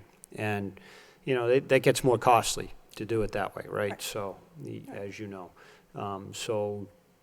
For what I would suggest as part of the enforcement order, which we would need to ratify, but perhaps we could amend it, leave this open for, a short time to have you put together a brief summary or a brief plan. I don't think this arises to the situation, signage where we need to, have engineered plans or anything like that. I think we can just, I think we can, perhaps take an existing plot plan, an existing record plan that's at the Registry of Deeds. I'm sure you have some site plans, and identify some locations where signage would be appropriate, and that can be done in conjunction with the office here. Okay, and they can assist you and recommend where appropriate signage. If they have any questions, then they bring them back before us. Okay. And we have a template for signs, so you're not reinventing the wheel, so to speak. Okay. But we do have an existing template for that, so you're more than welcome to utilize that. And you may even want to. Are you the management company for the other Camelot Court also? Yes. Okay. Yes. So then you should probably have something somewhere where you've had the contractor that's already made the signs. So. Yeah, I know Ron Pica from Pica Engineering has been working for a paving project that was going on over there, so I know that he's aware of it. And I can speak with him. Right, so it's something that's already been done. Yeah. Okay, so, that should be relatively simple, so. Right. Okay. Sounds good. What I would like to do, is there any questions from the commission? I know it's getting long in the evening. I think we need a deadline for removal for the snow. Yeah, that's, We could probably do that. Sir, if you could come up to the podium and just identify yourself for the record. Joseph Orlando, the owner of the groundskeeper. Yeah, when this got brought to my attention, obviously when my young worker was approached by you, I'm guessing he just responded out of nervousness and whatnot as far as saying it was okay to dump. But, once I caught wind of it, they knew the right thing to do. We always show up with the proper removal equipment, whether it's the vacuum for the leaves or 2 trucks, one for brush, one for leaves. Now, there was a pre-existing trail from prior years, like you said, and I'm guessing that, the immediate building, 353, that abuts that tree line, that's probably what they were getting the material from rather than bring it all the way over to the truck. When this was brought to my attention last week, I did call Kara, and then I did call Christine and try to figure out how to justify this and make this right away. So as far as the timeline to get it done, we'll get it done as soon as you need us to do. And I'll work with Kara to get it done. All right, so, I don't want to do anything unrealistic, but is it doable by the end of the year? Yes. Okay. So we can ratify this order, and we'll table it till January 13th, and with the anticipation of receiving some communication back from you, 1, that the materials have been removed, and 2, pursuant to the order, and 2, we'll amend the order to, that Sutton Management shall be receiving Camelot Court, what is this, 1 or 2? 2. 2? Shall be placing appropriate signage, and we typically do about 50 feet. Okay, but that's not carved in granite. okay, it may be appropriate to put them a little closer together, it may be appropriate, there's little jogs in the property, and you kind of hit the corners in middle areas. And I but- think rather than the 50-foot from the resource, probably along the top of bank, the brush line there, Yeah, so that they won't, otherwise it's crazy, they'd be right in people's way. Oh, of So that, course, yeah. You know, where the trees start and the land starts to go down. Yes. Yeah. I know the area Okay. exactly. all right, so. I'll make a and- motion to. And so we'll bring this back in front of us on January 13th for progress as to compliance with the enforcement order, and then two, for progress as to the status of introducing signage. Okay? Sounds good. All right, so do I have a motion to ratify? I'll make a motion to ratify the enforcement order with everything that the chairman just said. All right, thanks. And seconded by Second that motion. Commissioner Dillon, motion by Commissioner Beardron. Any further discussion? All in favor signify by saying aye. Aye. Opposed? The ayes have it. Thank you for coming in. Thank you. Do I have a motion to adjourn? We have things to sign, but Motion to adjourn. seconded by Commissioner Second. Toner, motion by Commissioner McDonough. All in favor signify by saying aye. Opposed? Aye. The ayes have it. And good night. Lot of things to sign.